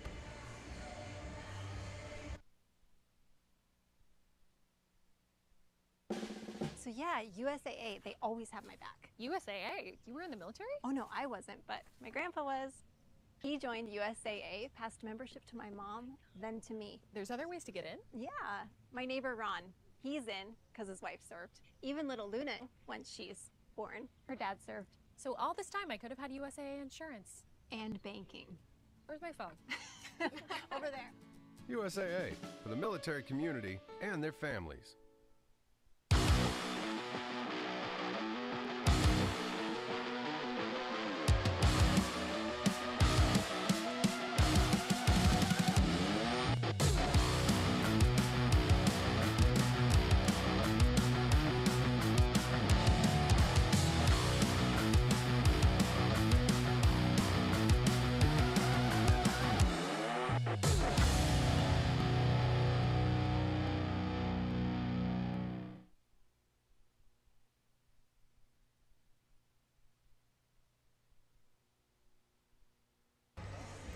Second half on tap in just a matter of moments. Back here from Michie Stadium on the campus of the United States Military Academy at West Point. It is the annual Star Game. Navy and Army tied up at 3 at the break. Both teams knocking home field goals in the final 7 minutes of the first half. A 23-yard field goal from Michael Golden of Navy, a 38-yard field goal from Army's Alex Pirine, making this a 3-all game at the break as the Black Knights retaking the field for the start of this second half. You see one of the men leading them on the field is one of their talented D linemen in a sling, Robert Braggs. And obviously the Army D-line has played extremely well in his absence so far tonight, but he is such a missing piece for Army defensively, even though he's not normally a starter. Was so good last week against Penn. Yeah, he's sort of a Swiss Army knife. He can do a lot of different things, whether that's kickoff. You know, we could even put him at linebacker if we needed to. He's super athletic, fast, lanky, strong. And so when you lose a guy like that, especially a locker room glue guy too, guys love him. It's tough, but he's definitely in their minds tonight. Well, you've been in the locker room at halftime of these games throughout the course of your career. What would you imagine was the message from Coach West and his staff to his team? Tie game at the break, a chance to earn the star for the first time for the seniors since their freshman year. What do you think was the message? It's funny, Justin. It's a lot different than before the game. Pre-game, everybody's yelling, screaming, music's super loud, and it's almost like you're going into a cage match. But halftime, it's a lot more focused, a little bit more solemn, more so job-oriented of what we need to do to win. And I think that's probably what the message was. 30 minutes left, here we go, lock in, do your job, something along those lines. Well, we talked a lot about Brandon Atwood and the job he did in the first half for Navy, but his counterpart, Mikel Willicke, did a marvelous job on that last drive to guide Army into field goal position and field goal range. What do the Black Knights need from their signal caller here in the second half in order to walk here victorious? I mentioned it last week. I think they just need a steady leader because undoubtedly there are going to be ups and downs in the second half, and he has the talent, the ability to play well. I just think they need somebody to look to if something doesn't go their way, maybe at the beginning of the half or end of the half. But just a steady, calm leader that can pull them through, whether that's running or throwing the ball. We'll see what Navy can do defensively against him to try and stop a very vaunted Army offense. This two of the best offensive teams in the league. Army coming into play today averaging 39 points a game. Navy averaging a total of 36 points per game so far this season. Both sides limited to just 3. In the first half, as you see Ryan Rast going up and down the sideline, talking to his teammates. 30 more minutes left in regulation here tonight, and if he can mimic what he did in the first 30, could be one of the all-time games in West Point history, considering how well he played during the first half. Army will get the ball to start the second half. Army won the opening coin toss, deferred to the second half, so even more important on that Navy missed field goal to close out the half. Army getting possession back with a chance to take the lead for the first time tonight. Michael Golden will kick it away. Army, 3 different players back at the 15-yard line to receive. Kobe Simeon going back, and this is a beautiful boot from Golden. Will end up here in the end zone for a touchback, and Army will start their first drive of the second half. First down and 10 at their own 25-yard line. Black Knight offense, plenty of bumps and bruises in that first half. Henry Beck and Arthur Lavallee, the predominant ball carriers in the backfield. We've seen a slew of screen passes to Maurice Balan, including one great feed to Cody Lomanak. We'll see which receiver steps up in a big way here in this second half. Back to the right of Willicke. Black Knights in shotgun to start the third quarter.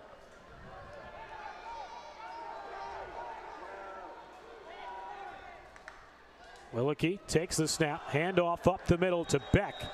And Navy ready for it as the defensive line collapses. And a short gain for Beck on first down on the first play of the second half. Midshipmen sent a few guys in that play for the linebacker at the top of the screen, came down, showed blitz initially, went back into coverage, and then eventually came off the edge. Same thing as the first play of the first half. Trent Parker, the second-degree black belt, coming down to make the stop, second and long. Willicke fires left side, and it's caught, but a minimal gain. Devin Brown able to make the grab, but a great tackle by Seamus Carrasco. And not much doing for Army on the short pass play. It's third down and about 8. So it's clear that Navy's defensive philosophy has changed. On the first 2 plays, they blitzed both times, which I don't even know if they blitzed back-to-back plays in the first half at all. They're clearly trying to put some pressure on Willicke and force him into a bad throw. 3 receivers far side. Brown a single receiver to the near side. Willicke back to pass, looks left, throws left, and it's wide and incomplete. Try to get it to Devin Brown. Might have been a miscommunication. Brown played more towards the middle. Willicke threw it to the sideline. Major Kent on the coverage, and the Black Knights a quick 3 and out. Yeah, Navy did a good job scheme-wise on that series. Sent some pressure. They sent Parker on all 3 plays off the edge, and you know, you mentioned it, little miscommunication there. So Pirine back to punt at the Army 12-yard line. This one a wobbling kick side by side, takes an Army bounce along the far sideline inside the Navy 35 and downed by West Point at the Navy 34 by the linebacker Brandon Castro. So here comes Brandon Atwood and the Navy offense for their first drive of the second half. Had a couple of solid extended drives in the first half. One ending in a field goal, one really coming to a halt because of penalties, and another on the missed field goal right before the break. Atwood, handoff up the middle, and Otero takes the handoff off left tackle, and he'll pick up 2 or 3 on first down. Mason Goulet on the stop. One thing you saw Navy do there was implement their wham back, which is an up back in the backfield to serve as a lead blocker. You see 32 there laying the block and really making a hole there. And they have used Elefthero as that sort of swing back fullback to use as a lead blocker. And now he motions out to that far side left. Now he comes across the formation to the right. Under pressure, Atwood tripped up. Able to pull himself forward for a short gain, but good pressure on the defensive line from Army. As Atwood forcing the issue there, will be third down. Rast again getting in the backfield, tripping him up, shoestring tackle, but a big tackle. There was a hole there, and now it's third and medium for Navy. And a great job by Rast in that position to hold his ground, not giving Atwood an angle either to the right or to the left. You see James Windsor trying to fire up the Mikey Stadium crowd, trying to get him loud. 4 receivers set, 2 to either side. Otero to the left of Atwood. Quarterback in shotgun. Back to pass Atwood. Throws along the near sideline, and it's incomplete. It's Jonathan Abrahams. Margiota, the intended receiver, but Abrahams, the Texas native, had him covered like a blanket. You're not going to see better coverage than that. Not only was he on top of him the entire way, he stuck his arm out and got a pass deflection. I mean, that was clearly a check made at the line of scrimmage by Atwood. He talked to both sides, both receivers on each side, and then basically threw a one-on-one fade down the sideline, and Abrahams was there. They have done a phenomenal job on Margiota. Far and away Brandon Atwood's favorite target, a guy who holds Navy's single game receiving yard record set last year against Cornell. So it'll be Miranda punted away. It's a low line drive kick. Takes a Navy roll inside the Army 25, and it is down there. And that is where the Black Knights will take over for their second drive of the second half. So both defenses picking up where they left off in the first 30 minutes, Caleb. Yeah, I mean, like you just said, pretty on point. Tape recorder statement again. The defenses are playing well. And honestly, I think some of it could be attributed to the offenses. They're not generating a whole lot of offense. And, you know, hopefully we see Army spread out the playbook a little bit here. Hasn't been a whole lot of chunk plays on either side of the ball today. A lot of 2 to 7 yard gains here and there scattered. Willicke hand off to Henry Beck into a swarm of white and black in the middle. And right now neither side is really getting any push inside the tackles.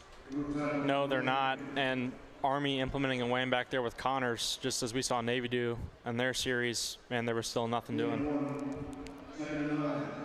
2 of the best defensive lines in the league, proving why for the first 35 minutes tonight. Connors in motion across the formation left side. They hand it to Beck running left. Out beyond the 25-yard line to about the 27. Gain of about 3 or so on that play. And it'll be third down and medium upcoming for the Black Knights. I would argue that that was probably almost the furthest we've seen a run from up the middle, and got a little bit more yardage there. Still third and long. There's contact in the backfield from David Niski, who has been a terror for Navy on the D-line tonight. Again, Connors, the wham back in motion. They fake the handoff deep down the right sideline, looking for a man, incomplete, and a flag. Kobe Simeon was being face guarded down the field by Nadir Mlemdi, and that's going to be pass interference and a first down for Army. Typically, when you don't turn your head around, they're going to call pass interference. You got to get your head around as the defensive back there. That's something that we preach all the time. He didn't. It was a good throw by Willicke to put Simeon in position to make a play.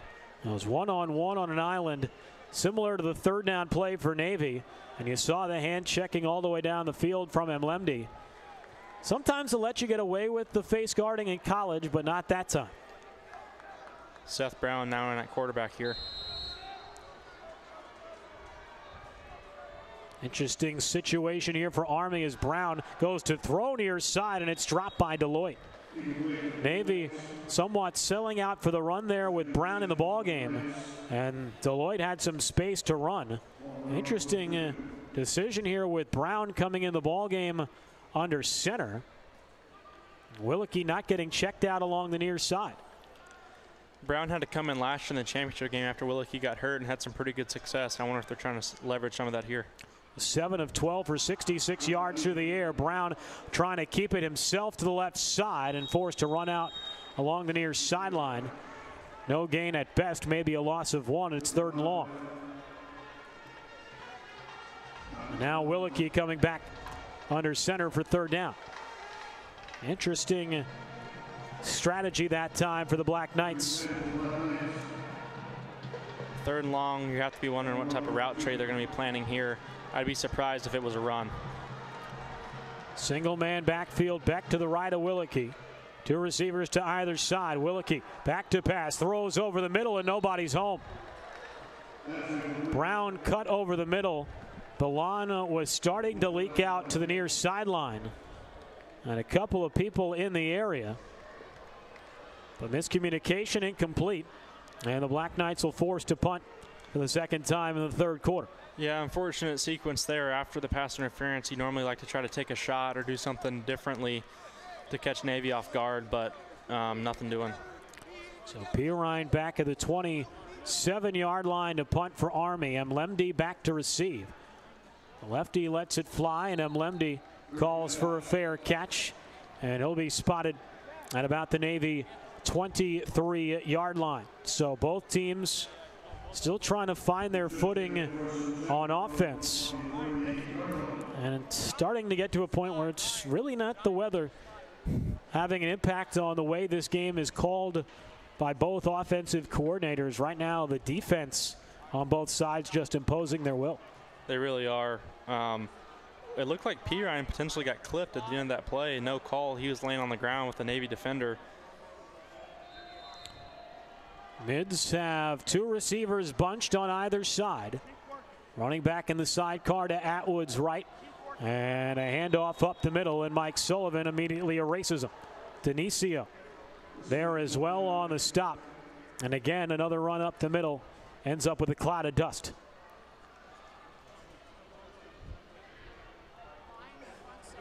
Inside 10 minutes to go here in the third quarter. Still a 3-3 game, Navy and Army alongside Caleb Self. I'm Justin Rock with you on Night Vision on YouTube. Start of a busy weekend here on posts. Army women's soccer already a victory earlier tonight against Loyola over at Malik. Atwood fakes the handoff, throws deep down the right side, looking for Long, and he couldn't hang on. Job Long got both hands on it. Weber Carsey was trying to get there, but just a bit too long for the outstretched reach of Job Long. Job Long snuck up the middle there. Good job by Carsey applying some pressure. If that ball is thrown more over the middle of the field, we're looking at a potential touchdown. He threw it to the sideline. He had to adjust his route and come try to catch it. This is a game of inches, and we have seen that come into play on offense so far tonight. 3rd down and 7. Ball at about the 25. Army shows pressure. Back to pass. Atwood throws left, making the catch. Sasaki, defender, overruns him, and Sasaki bolts forward for a first down just shy of the 40. Lost his helmet on the play, so he'll have to check out for one play. But Sasaki, the senior, continuing to be one of the more reliable wideouts for Brandon Atwood tonight. Yeah, great catch and run there. It looked like Dionisio fell down on the far side of the field there. He was in coverage, and Navy now has a new set of downs. Went over to the far side. Dionisio looked to make the play, and then as he went to cut, his ankles gave out from underneath him. 1st and 10 Navy. Atwood, handoff up the middle, and stonewalled. Weber Carsey bringing the heat. Atwood wanting a late hit against Army, pointing at the bodies flying at the tail end. James Windsor batting his chest. No flag, and it's 2nd and long. Every time Navy's been in the I formation, it's been a run up the middle, and Army saw it coming there. Great play by Windsor. You think it could be setting up for potential play action down the road? It definitely could, and Army has to be careful on the back end that they say discipline. Nearing the halfway mark of this third quarter.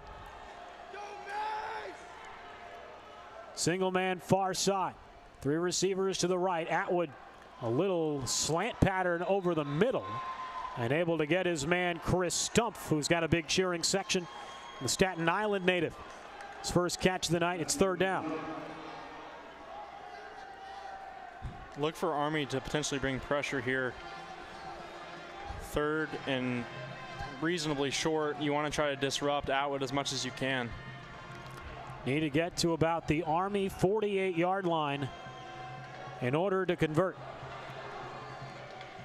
They've already moved the sticks once on 3rd down on this drive. 3 receivers bunch the far side of the line.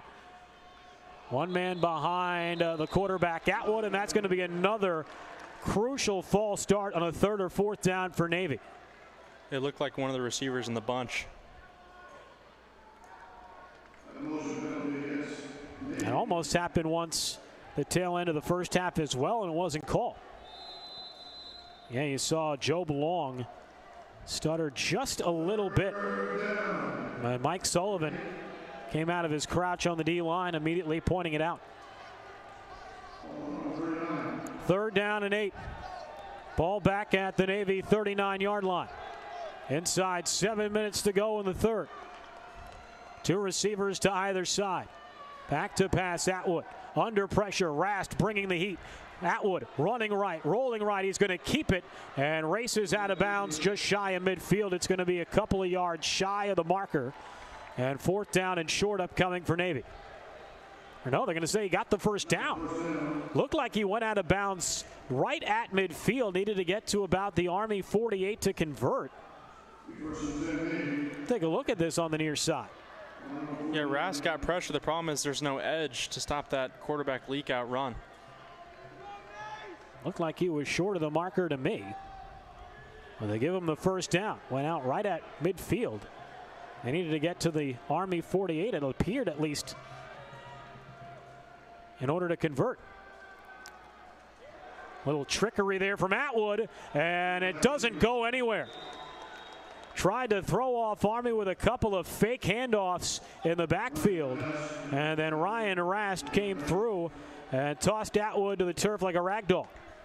I don't know if that was intentional. It looked like the running back and quarterback were not on the same page there. Atwood turned one way and the running back went the other. Atwood had to improvise, and luckily Rast was there. So 2nd down and long, back behind the sticks right now for Navy. 2nd down and 12.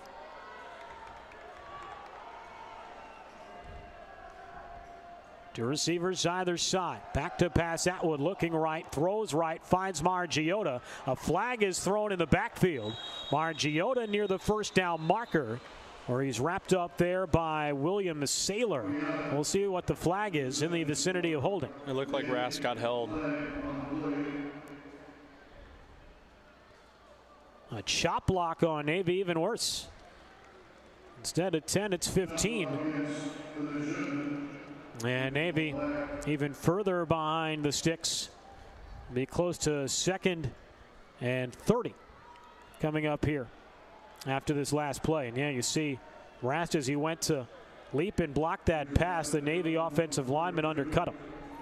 You don't see many chop blocks called nowadays, but that is the textbook definition. I want to say it's the 2nd time in as many weeks. I want to say they called one last week in the game against Penn as well. So 2nd down, ball back at the Navy 32-yard line. 3 receivers bunched to the right. They hand it off to Messina, trying to get the edge, and Brandon Tierney flings him out of bounds along the far side. Again, Brandon Tierney refusing to give up an inch. He's playing out of his mind. I don't know how he gets to the line of scrimmage so fast. It looks like there's going to be a run for 10 to 15 yards, and he's there again. Tierney, the native of Chester, New York, at a Trinity Pauling school, making his alma mater proud with the way he has dominated on the defensive side of the ball tonight. 3rd and forever. 3rd down and mighty far to go. Ball at the Navy 32. They need to get to the Army 41. They hand it off. Up the middle is Otero, and after a brief gain is squished at about the 37-yard line, and the Midshipmen will be forced to punt with about 4 minutes to go in the 3rd quarter. Navy has gotten pretty undisciplined the last few drives. Penalties have killed them. A chop block that makes it virtually impossible to get a first down without a miracle, and now they're punting. Really dating back to the tail end of the first half. Ben Deloitte back to receive for Army. He's back at their own 30-yard line. Joseph Moran from Fort Wayne, Indiana, back to punt. Lets it go off his right boot. Spiraling kick fielded by Deloitte at about the 34. Running left, spins off a tackler at the 40, out across the 45, and Army will start their 3rd drive of the 2nd half just shy of midfield. Ben Deloitte, another outstanding return. He has been outstanding on punt return work so far this year. That was his first return since the first punt of the game. And when you return the ball and you're as explosive as he is, it does a lot for the offense, getting better field position than when you let the ball roll. Look at him spin off that tackler. Devin Martin tried to make the stop, but Deloitte brushing right off of him. Willicke back under center. Two receivers either side. Lavallee to his right. Back to pass Willicke. Throws left. Finds Balan across midfield. And brought down just on Navy's side of the 50. A couple yards shy of the first down marker, but a good chunk on first for Army.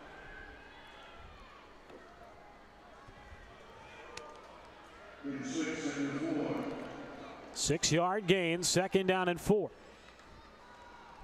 Fake the handoff to Lavallee, throws left for Balan, splits two defenders, and powers himself forward near the Navy 40-yard line and a West Point first down. It's virtually the same play. He runs a stop route in the slot and no one's there. It's an easy 6-yard pickup. Balan, the Fulton, Maryland native. Guy who had over 25 career receptions for the big boy team, as Coach West calls him. Handoff Lavallee running right, taking carriers with them. Oh, what a strong run by the freshman Lavallee. Lavallee is powerful from the waist down, and if you want to bring him down, you're going to have to pack a lunch, and they obviously did not there. Models his game after Zeke Elliott, and he was eating up on the Navy defense there. Two receivers near side. Willicke, handoff again up the middle. Lavallee again taking bodies with him. Out across the 30. And the freshman from Louisiana beginning to make an impact in this rivalry matchup. He doesn't really run like a freshman, does he? I mean, it takes 3 to 4 guys to get him down each play. And Coach West was talking glowingly about him a couple of weeks ago and continuing to rise to the occasion tonight. Willicke in shotgun. Handoff Lavallee, running right, has some blockers, has some space, out across the 20 and brought down just shy of the 15-yard line.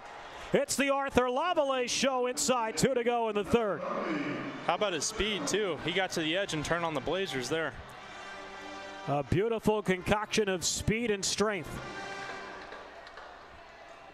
Army into the red zone for the first time here in the second half. Willicke.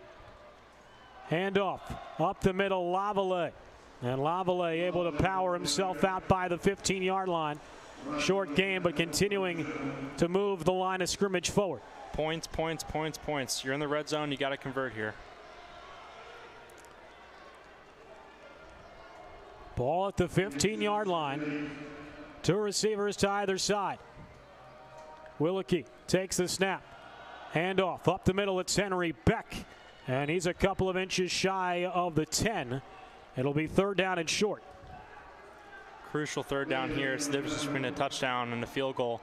And you have to wonder now if they're going to take points and trust the defense, if they get stopped, or they play in territory. Looks like the ball is spotted at the 11. Need to get to about the 7-yard line in order to convert. 3rd down and 5. 30 seconds to go in the quarter. Willicke takes the snap. And Beck falls down. Beck tripped up on his own feet as he took the handoff. And you can just see the frustration pouring out of Beck just from body language as he comes off the field. And Army's going to have to bring the field goal unit out. That might have been a touchdown. He had some room up the middle. I think he might have tripped over Willicke. And I will say, being on the field pregame, the turf was a little bit slick. Still, the balls were getting wet. And the field goal attempt from Pirine is up and good. Alex Pirine, his 2nd field goal of the night, and Army has their first lead of the day. It's 6-3. Oh, maybe they didn't get the kickoff before the start of the 4th quarter. Either way, we head to the 4th. Army and Navy in a nail-biter under beautiful skies here at Michie Stadium on the banks of the Hudson River.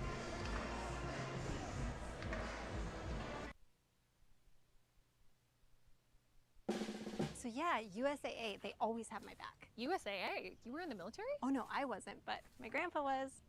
He joined USAA, passed membership to my mom, then to me. There's other ways to get in? Yeah. My neighbor, Ron, he's in because his wife served. Even little Luna, once she's born, her dad served. So all this time I could have had USAA insurance. And banking. Where's my phone? Over there. USAA, for the military community and their families.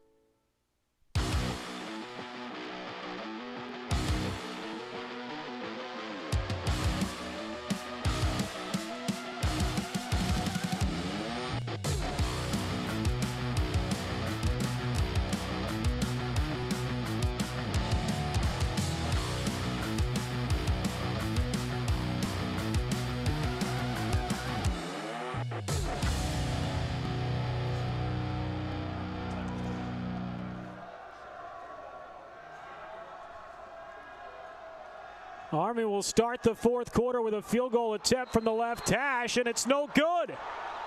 It was about a 28-yard attempt from the far hash. It was a high snap, and the kick from Pirine was low and short. And Navy holds an Army unable to take the lead here to start the fourth quarter. It's definitely a high snap. I think that's what threw off the entire cadence and kick itself, and now there's going to be ups and downs in the game. How does the defense respond after that? So a massive missed opportunity for Army to take the lead. And instead, Navy, with the game still tied, will take over 1st and 10 at their own 20-yard line. A massive hold for the Navy defense. Atwood, first play from scrimmage, spinning off a tackler, makes a few men miss and able to pick up about 9 right near the first down marker. Yeah, it looked like they had him wrapped up in the backfield. He spun off of it and almost got a first down. Just another testament to his athleticism. Brandon Atwood told his coach last year when his team trailed 14-0 in the championship game, "Don't worry, I've got it." Trying to do the same here to start this fourth quarter and give Navy the lead back. 2nd and short. Handoff Otero, and he's not going to get there. Back to the line of scrimmage at best. Looked like Mason Goulet, one of the first men there to come up with a stop. And a huge 3rd down coming up for the Black Knight defense. Great push there by the front 7. 3rd down and 2. Upcoming for Navy at the 28-yard line. Navy been very good on 3rd down and short so far tonight. A few times they've struggled have been the times they've been called for false starts. Power formation, handoff Otero, and he's going to get the first down. Out beyond the 30 to about the 33-yard line. Good blocking by Navy, and they move the sticks on 3rd and short. If I'm Army here, I'm trying to disrupt Atwood as much as he can. I don't want him to get into a rhythm running or throwing. I'm disguising coverages, I'm disguising blitzes, and I'm mixing both of them up as well. Ball at the Navy 32. 1st down and 10. Again, another power formation for the midshipmen. Atwood, handoff. Otero trying to jump over the line. Looking like it's 1st and goal from the 1. But instead, it's 1st and 10 from Navy's own side of the 35 in a short game. They're back in the I formation. You know run's coming, and Army defense is ready for it again.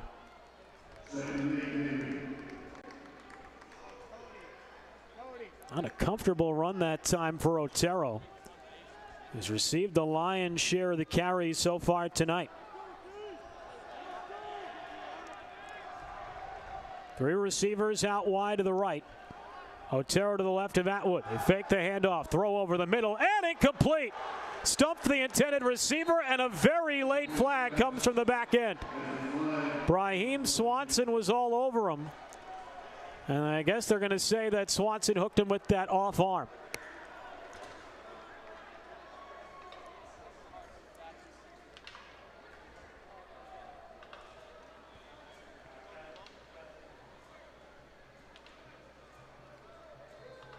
And it is indeed pass interference against Brahim Swanson. And Navy picks up a first down. Yeah, you see Swanson a little bit with that left arm by the left shoulder of Stump. 12:26 to go. 2nd down and 8 again. Navy in the I formation. Army loads the box. Atwood's going to throw this time. Looking deep down the left side for Margiota, and it's almost intercepted. Brahim Swanson gets another chance and very nearly comes away with a massive turnover. When Atwood thinks he has one-on-one, he's going to go after the matchup. He saw it there. He saw it the play before. He's lucky that ball wasn't intercepted, and there's potential offensive pass interference here. It looked like Brahim got pulled down. And most certainly did. You see that right arm on the right shoulder of Brahim Swanson could have very easily been OPI on Margiota, who has been neutralized for the most part tonight by the Black Knight defensive backs. 2nd down at 10. Ball at the Navy 45. If I'm Navy, I'm trying to get Atwood in space here. They're going to have Atwood on the QB keeper, a power right up the middle. Well, they did about half of your idea. They got him the ball, but instead of putting him in space, sent him straight up the gut where nobody was home. Yeah, 3rd medium here. Army's got to get off the field. Potential to bring pressure. 3rd down and 7. At the Navy 48-yard line. Navy is snapping the ball with almost 10 seconds on the play clock every single play. They're milking the clock right now. Play clock down to about 5 seconds. Just getting set in their formation. Down to 2 when they snap it. Atwood with time. Throws it deep over the middle and incomplete. It's Brahim Swanson again. Stump wants another flag, but the 2nd time he won't get it. Great recovery by Swanson, called for the DPI earlier in the drive. And then on the next set of downs, Caleb, 2 huge plays on deep passes down the left sideline. I mean, you said it, he's been starting since he was a freshman. 2 great plays there, and I don't know why he's complaining for a flag. He just got put in the seatbelt. Might have been some contact, but certainly not enough to warrant a pass interference call. And Army's defense holds again. Moran back to punt at about the Navy 34. A high kick towards the near sideline. Rolls behind Deloitte and takes an Army bounce into the end zone for a touchback. Very fortunate Army bounce there. Great punt from Moran. First touchback of the season for the freshman, and Army, after being unable to take the lead on the missed field goal in their last drive, still get the ball back here. 11:18 to go. Game still tied. So the defense does its job. Army, Caleb, trying to build off what they were able to do offensively on that last possession. Yeah, you want to go back to mixing it up, keeping Navy off balance like I've mentioned, and this is where you rely on the firsties, the seniors, to come through. Didn't finish the last drive how you wanted to. How do you respond in your own territory here? Black Knights will take over 1st and 10 at their own 20. 3 receivers near side. Lavallee starts in the backfield. They hand it off to Lavallee. He's got space out across the 30, 35. Still on his feet beyond the 40. And bringing Navy defenders with him to the 45. A 25-yard gain for the freshman.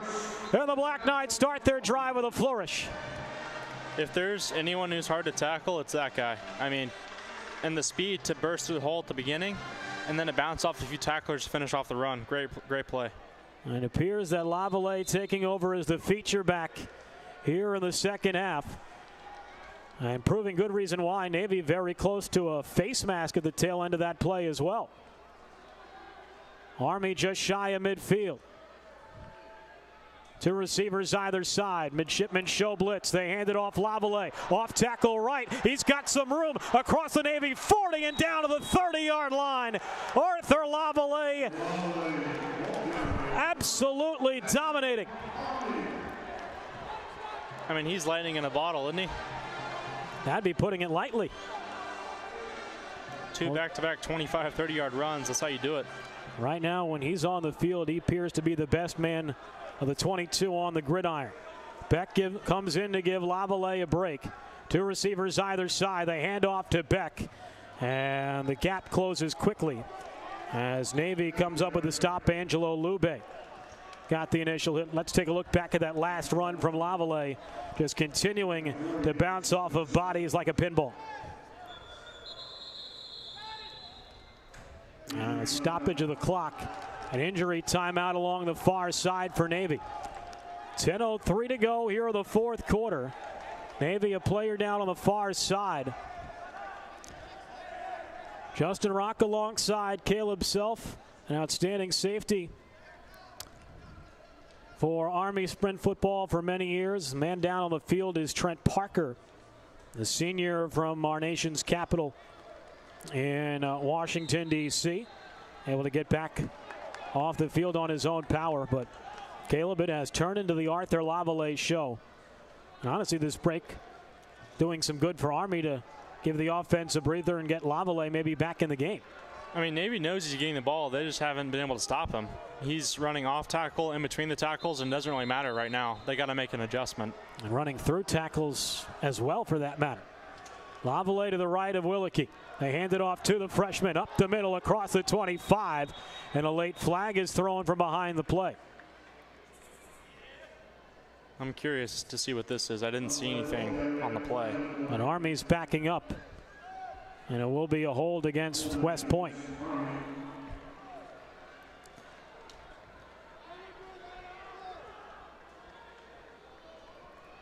So a holding penalty against the Black Knights, and a crucial one with the way the offense was moving on the run. I don't know about that. Very little contact, it looked like there, from Trayton Thomas, the senior. It'll be second down and 17. Ball back at the Navy 38. They throw over the middle for Balan, out across the 30 and down near the Navy 25-yard line. When you run the ball as effectively as you are with Lavallee, it brings the linebackers in super close to the line of scrimmage, and there's no one in the flats. Army needs to get to the 21 to convert. They hand it off Lavallee, and he's tripped up behind the line of scrimmage, maybe right at the line of scrimmage. And it's going to be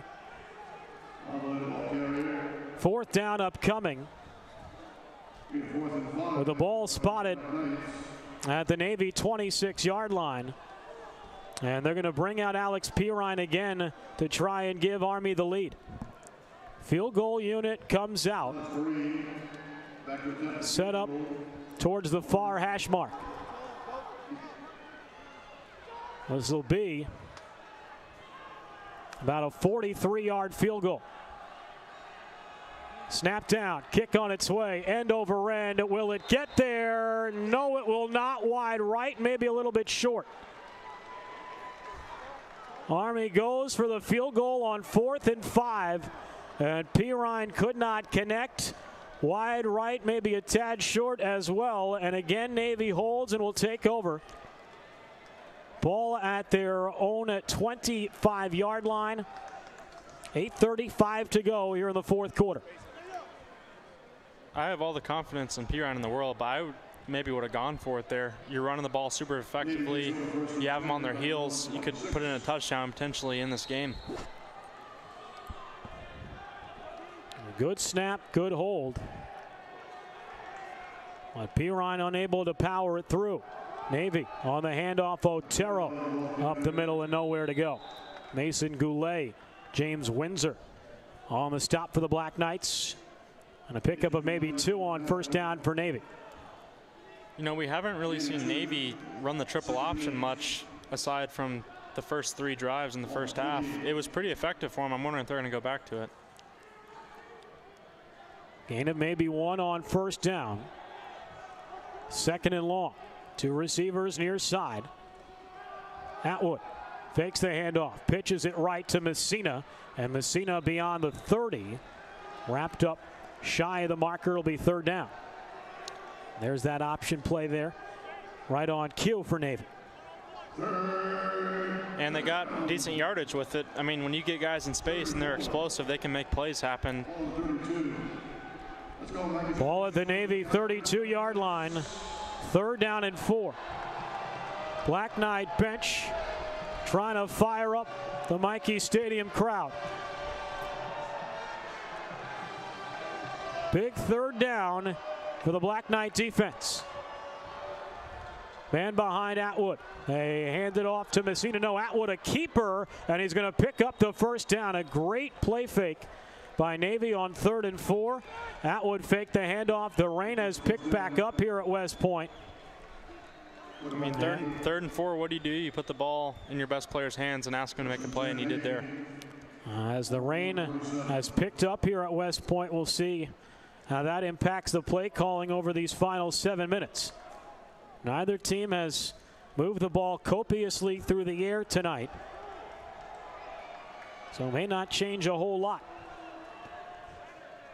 3 receivers near side. Atwood on the option play, pitches it right. Otero makes one man miss out across the 45 and brought down just shy of midfield. So the Navy broadcaster, the Navy sideline listening to the broadcast, and Caleb Self as they've gone back to that option a little bit, and it's come off in a big way as they move the chains. I just think they're recognizing they're not getting much in the interior at all other than the quarterback run. So you want to spread out the defense, and that also makes them more tired as well. You see the buckets of precipitation reflecting off the Mikey Stadium lights. 6:10 to go. Atwood, handoff. Otero up the middle beyond midfield and out near the Army 45-yard line. Yeah, it looked like a trap there. Brendan Tierney on the stop for the Black Knights along with Luke Gelati. 5:50 to go. You're getting into end of game territory. This is a massive, massive drive for the Army defense to try to get the ball back. Navy on the Army side of midfield. 2nd and short at about the Army 46. Atwood, handoff. Otero running right. He'll be right near the marker. But it looks like they'll spot him about a yard or so short. Navy's been very good on 3rd and short so far tonight. Took out 2 of their receivers. Potentially a bigger package here. William Saylor on the stop on 2nd down. 5 minutes to go. 3rd down and 1. They hand it off. Otero churning those legs forward. And he's going to pick up the first down. Needed 1, got about a yard and a couple of eyelashes further. 1st down and 10 Navy. Ball now at the Army 42-yard line. I think Navy's trying to take as much time off the clock as they can. I think they're trying to end the game on this drive. Both teams still plenty of timeouts to play with. Army with 3, Navy with 2. I wonder at what point Army starts thinking about using their own timeouts. But Navy not really in scoring range just yet, but they do have 1st down. They hand it off Otero, and he's going backward. Like a heat-seeking missile. Who else? It's Luke Gelati. I mean, can we say enough about him? He's super, super fast and really fills those holes nicely, gets up in there and makes some great tackles. Found a gap in the offensive line and wrapped up Otero. Got a loss of 1 on the play. It's 2nd down and 11. Inside 4 minutes to go. I expect Navy to get not necessarily tricky per se, but creative on these next few play calls. It's 2nd and long. 5 seconds on the play clock. 2 receivers either side. Handoff. No. Keeps it. Atwood deep down the left side, and it's intercepted. And guess who? It's Brendan Tierney again. The game of his life. The New York native takes one intended for Kai Sasaki, and Army takes over with 3.5 minutes to go. Goodness gracious. I mean, that is just raw athleticism right there. He jumps up in the air and makes an incredible pass. I would like to take credit for some of that as his coach, but that's the 6th or 7th massive play he's made in this game, and it's really saved the Army defense a lot. Just jumped in front of Sasaki and said, give me some of that. What a play by Tierney, his 2nd interception of the season. And Army takes over inside their own 20-yard line with 3.5 minutes to go. Willicke with Lavallee to his right. They hand it off to the freshman. And Navy closes the holes quickly. Short gain on first down for West Point. If you're Navy and you see Lavallee in the background, you're thinking run. I mean, that's what they've done the entire time. That also opens up some potential passing lanes for the Army offense. Lavallee did make a catch last week for 12 yards. He can be a threat out of the backfield. 3 minutes to go. Ball at about the 20-yard line. Second down. Willicke back to pass. Looks left. Throws left. And that one's intercepted. Mitchell Waters steps in front. And dueling interceptions in a span of 3 plays. And Navy with first down and 10. Or do they call it incomplete? No, it's going to be unsportsmanlike conduct. The receiver spiked the ball. Waters did spike it after the pick. And it'll be on Navy. But the interception counts for Mitchell Waters. I think Willicke was trying to go for a back shoulder throw there. Waters turned around and picked it off. Left it a little bit short, intended for Lominac. And the second interception against Willicke this year, a big one. After Atwood just threw his first interception of the year and just the 5th in 14 games in his entire college career. It can change just like that.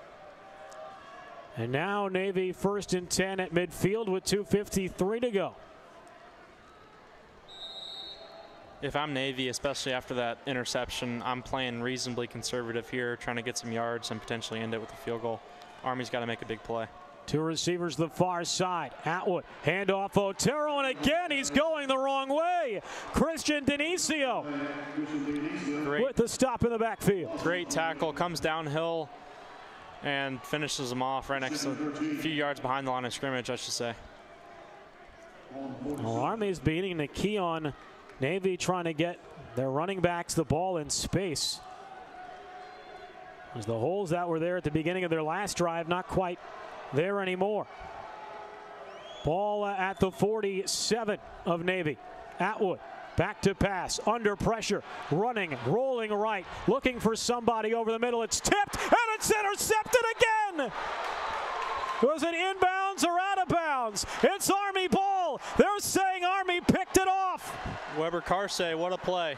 Weber Carsey with an incredible interception. Brandon Atwood had not thrown one all year, had thrown just 4 in his first 14 career games. He's thrown half that in the last 2 passes he's thrown. Yeah, you know, Rass is getting good pressure off the edge there. He's also getting held, and, you know, you try to extend a play too much, throw a little bit behind the receiver, and that's what can happen.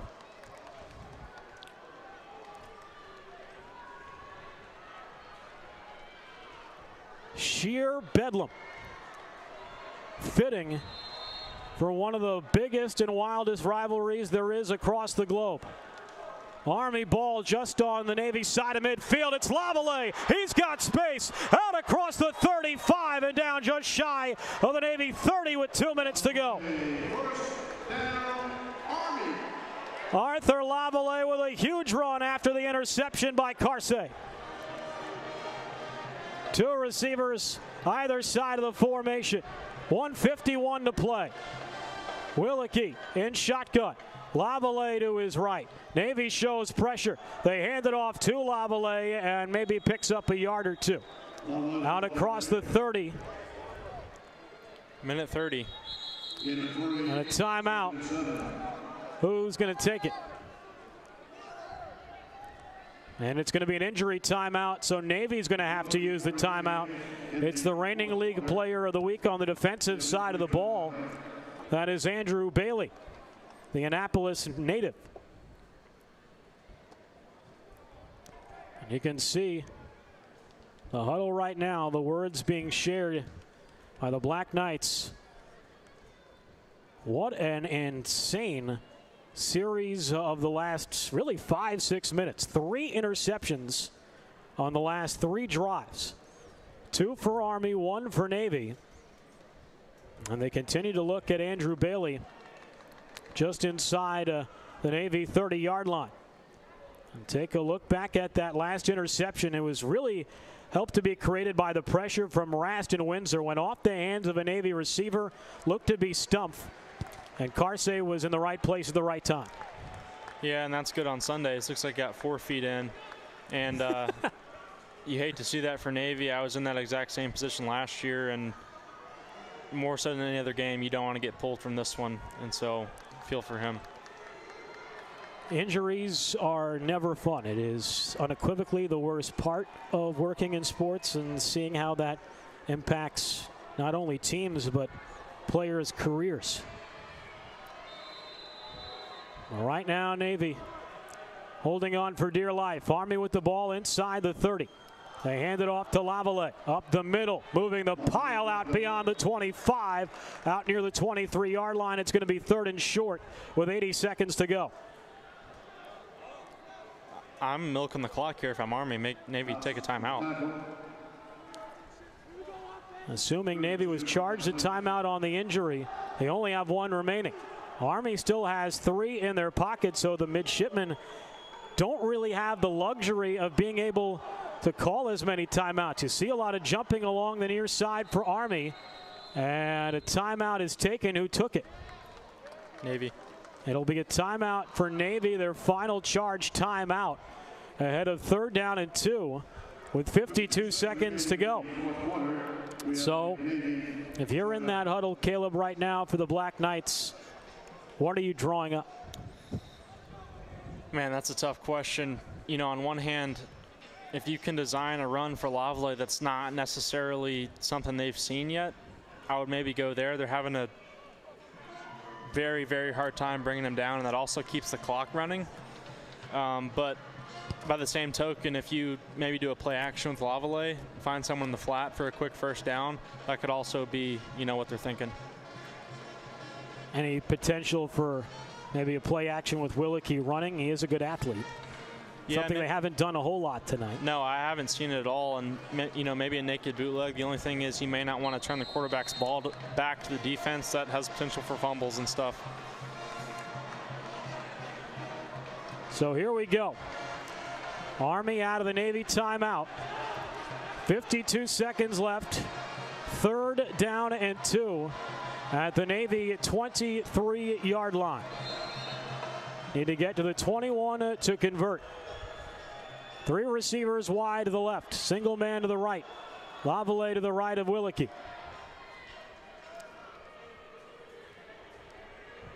Play clock down to 10 seconds. Willicke snaps it at 5. They hand it off. Lavallee up the middle. 10-5. Touchdown Army. It's the freshman Arthur Lavallee with an exclamation point. And for the first time tonight, Army has the lead. It's 9-3 with 47 seconds to go. The only freshman game I've seen that even rivals this is potentially Gelati as a freshman, but this kid is incredible. I don't know how else to put it. I mean, he is running hard and fast. They can't bring him down. He's making great cuts, and right there he puts it in for the potential game-winning touchdown. The 2nd career touchdown for the freshman from Alexandria, Louisiana. First person from Peabody Magnet High School to attend the academy at West Point in over 30 years. And the extra point from Pirine up and good. Remember the name, Arthur Lavallee. Lavalais. And Army, with 40 some odd seconds to go, have a 10-3 lead. I mean, the defense wanted this. You have a chance to end the game right here. Navy has 2 timeouts, potentially try to pin them deep, and it's going to come down to this drive. And you wonder if anything, maybe on that last play, Navy calling that timeout maybe to tell the defense, hard to conceive in a tie game, maybe let them score and able to get the ball back. Just trying to play devil's advocate at this point. Based on their reactions, unless they're, you know, going for an Oscar acting, it's hard to say because, you know, Army's missed the last 2 field goals. And so I think they would probably take their chances. And, you know, now it's there's 47 seconds left. You're going to have to go potentially the length of the field, which is not easy, especially against this defense. And with no timeouts. It's a tall order. It's a big kickoff here for Trey Batson. Lets this one fly near side. Picked up by Otero at the 20. Otero runs into his own man, trying to keep himself upright, but brought down by Brandon Castro just shy of the 30 with 42 seconds to go. Navy has won 6 of the last 7 in this rivalry series. Army's last win came in the single game 2020 season. The only victory this first E class has had in their 4-year career against the Midshipmen entering tonight.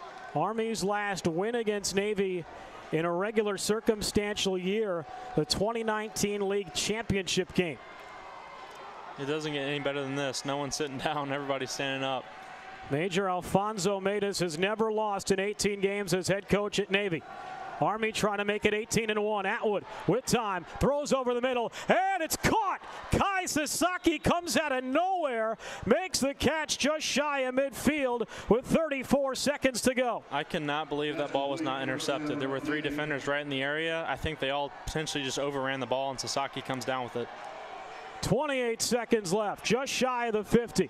Back to pass, Atwood steps up in the pocket, throws deep side, and oh, is dropped.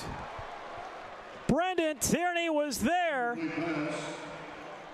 And that a jump ball thrown by Atwood along the far side, maybe a little bit of a prayer. But again, Army bringing pressure off the edge. I mean, he's going to be throwing up prayers. There's 19 seconds left in this game. That ball looked like it was intercepted. He comes down to the ground, you know, potentially in the NFL, that's still an interception. Not so sure he ever had it. That was very, very close to being the end of the game. Second down at 10. 19 seconds left. 3 receivers to the right. Atwood back to pass, avoiding the rush from Rast. Rolling right, throws it over to the right side through the hands of his receiver. An incomplete, 12 seconds to go. And Caleb right now, Ryan Rast is continuing to play the way he has had all night. Atwood and guaranteed passing downs, not having much time to let it fly. I mean, they can't block him. He's in the backfield every single play. He's lucky, Navy's lucky he doesn't have 6 or 7 sacks. If it wasn't for Atwood's athleticism, might need to bring him out of here in a stretcher. 12 seconds left. Third down at 10. Ball at the Navy 49-yard line. This has to be a shot here. 2 receivers either side. Atwood back to pass with time, throws short right, and oh my goodness, Kai Sasaki just got blasted into next year by Jonathan Abrahams with 8 seconds left. One thing Jonathan Abrahams can do is bring the wood, and he just did right there. That does not look good for Sasaki, and that is an 185-pound man hitting a 150-pound man. And that was as legal a hit can be. Hit him right between the 8 and the 7, right where he had the ball in his arm. And Abrahams looking, well, we joked about it last week with Jadeveon Clowney. That was as close as you're ever going to get to that. My goodness. And he had a full head of steam. He read it perfectly. And, you know, you hope Sasaki's okay. He's already walking off the field, which is good. That's a wonderful thing to see. The last thing you want in a game like this is to have injuries mar it. And great to see Sasaki. He wanted to come back in on that last play.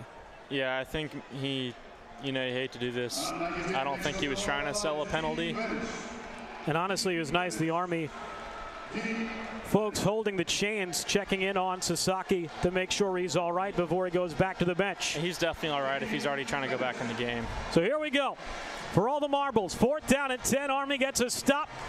And force him into a quicker, worse throw. Atwood back to pass. 4th down at 10. Throws over the middle. Behind his receiver. Incomplete. And with 3 seconds to go, Army West Point's going to do it.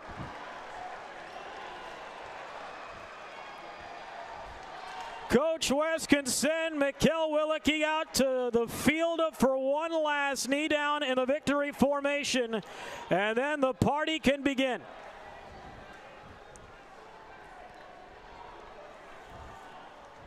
I don't have much to say. Wish I was down there. I'm trying to get down there for the alma mater, but I mean, just pure elation on the sideline for Army and pure devastation for Navy.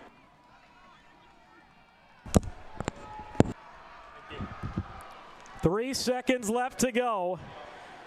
And what will feel like the greatest kneel down in the career of Mikkel Willicke. The snap, the knee, and that is it. The Gold Star resides at West Point. Your final score, the Army West Point Black Knights 10, the Navy Midshipmen 3. Starting final score, Army 10, Navy 3. The First E class gets their first win against Navy since the single game of plebe season of 2020. But it was the freshman Arthur Lavallee that was the hero of the night, the day that will forever be known as the Arthur Lavallee game. Scores the winning touchdown with inside 50 seconds to go. And Army West Point comes from behind to knock off Navy. They get revenge for the last 2 years. Your final score, Army 10, Navy 3. You saw the embrace between a couple of retired military personnel and Major Alfonso Matus and Army West Point's head coach, Lieutenant Colonel Mark West, both players who have felt and enjoyed the joy and despair of playing in rivalry games as players when they were students at the academies, and now know what the joy and exasperation is like on the coaching side as Navy's 18-game winning streak under their head coach, Major Alfonso Matus, has come to a close as Army West Point wins it 10-3. Let's take a look back at some of the key plays in this fourth quarter. It all started with that interception by Brendan Tierney. Then Mikkel Willicke on the very next pass was intercepted by Mitchell Waters. And then on the very next throw, 2 plays later, Atwood had one bounce off his receiver, picked off by Weber Carsey. And then it was this handoff to Arthur Lavallee that put the final exclamation point on a Black Knight victory. Just the second career score for the freshman from Louisiana, and boy, did it count in a massive way. The only touchdown of the night, and then it was this hit from Jonathan Abrahams on Kai Sasaki that really drove home the final horn for the Black Knights, and then on this fourth down play was how it ended as Atwood had it fall incomplete. As we send it back down to the field for the playing of the alma mater, starting with the United States Naval Academy.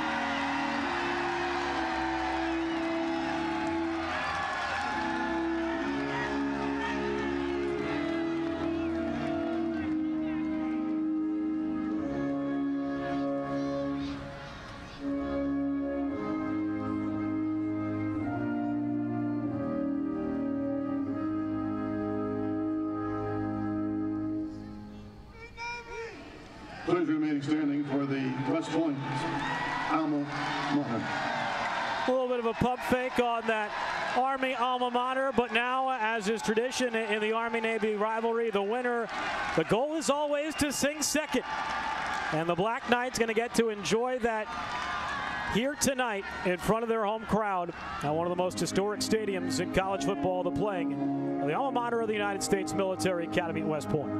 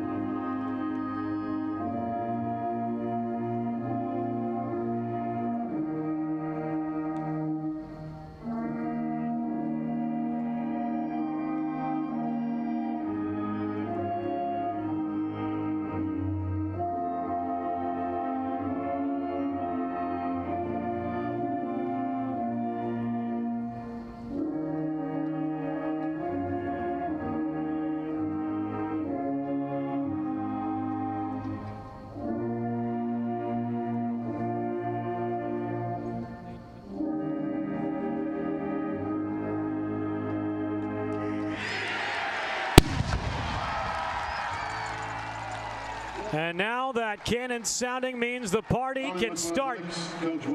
Army West Point has knocked off Navy. Your final score tonight for Mikey Stadium, the Black Knights 10 and the Midshipmen 3. A game that saw turnovers, penalties, and a whole lot of rain. Ends with a jubilant celebration here at Mikey Stadium as the Black Knights in a regular season knock off Navy for the first time since 2019. Arthur Lavallee.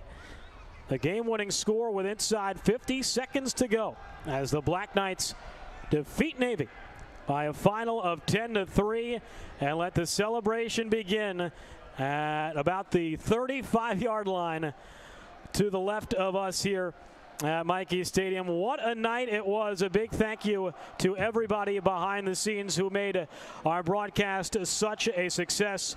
For our graphics operator, Amaya McDonald, our three-play operator, Zach Neubauer, our camera operators, Ryan Loeffler, Andrew Van Cura, and Michael Tornillo, including our producer, that is the immaculate Ryan Panny, as well as my partner in crime, Caleb Self, who's down on the field now celebrating with his Sprint football teammates. I'm Justin Rock saying so long and good night from West Point. The Gold Star is back home at Mikey Stadium. Your final, the Army West Point Black Knights 10 and the Navy Midshipmen 3. We hope to have you with us again. Our next Sprint football broadcast will take place right here on Night Vision from YouTube on October 20th, Friday, October 20th, 7 o'clock. Against St. Thomas Aquinas. So, for Caleb Self, I'm Justin Rock saying so long and good night. Army sinks second. They defeat Navy 10-3. You've been watching CSFL Sprint Football on Night Vision from YouTube.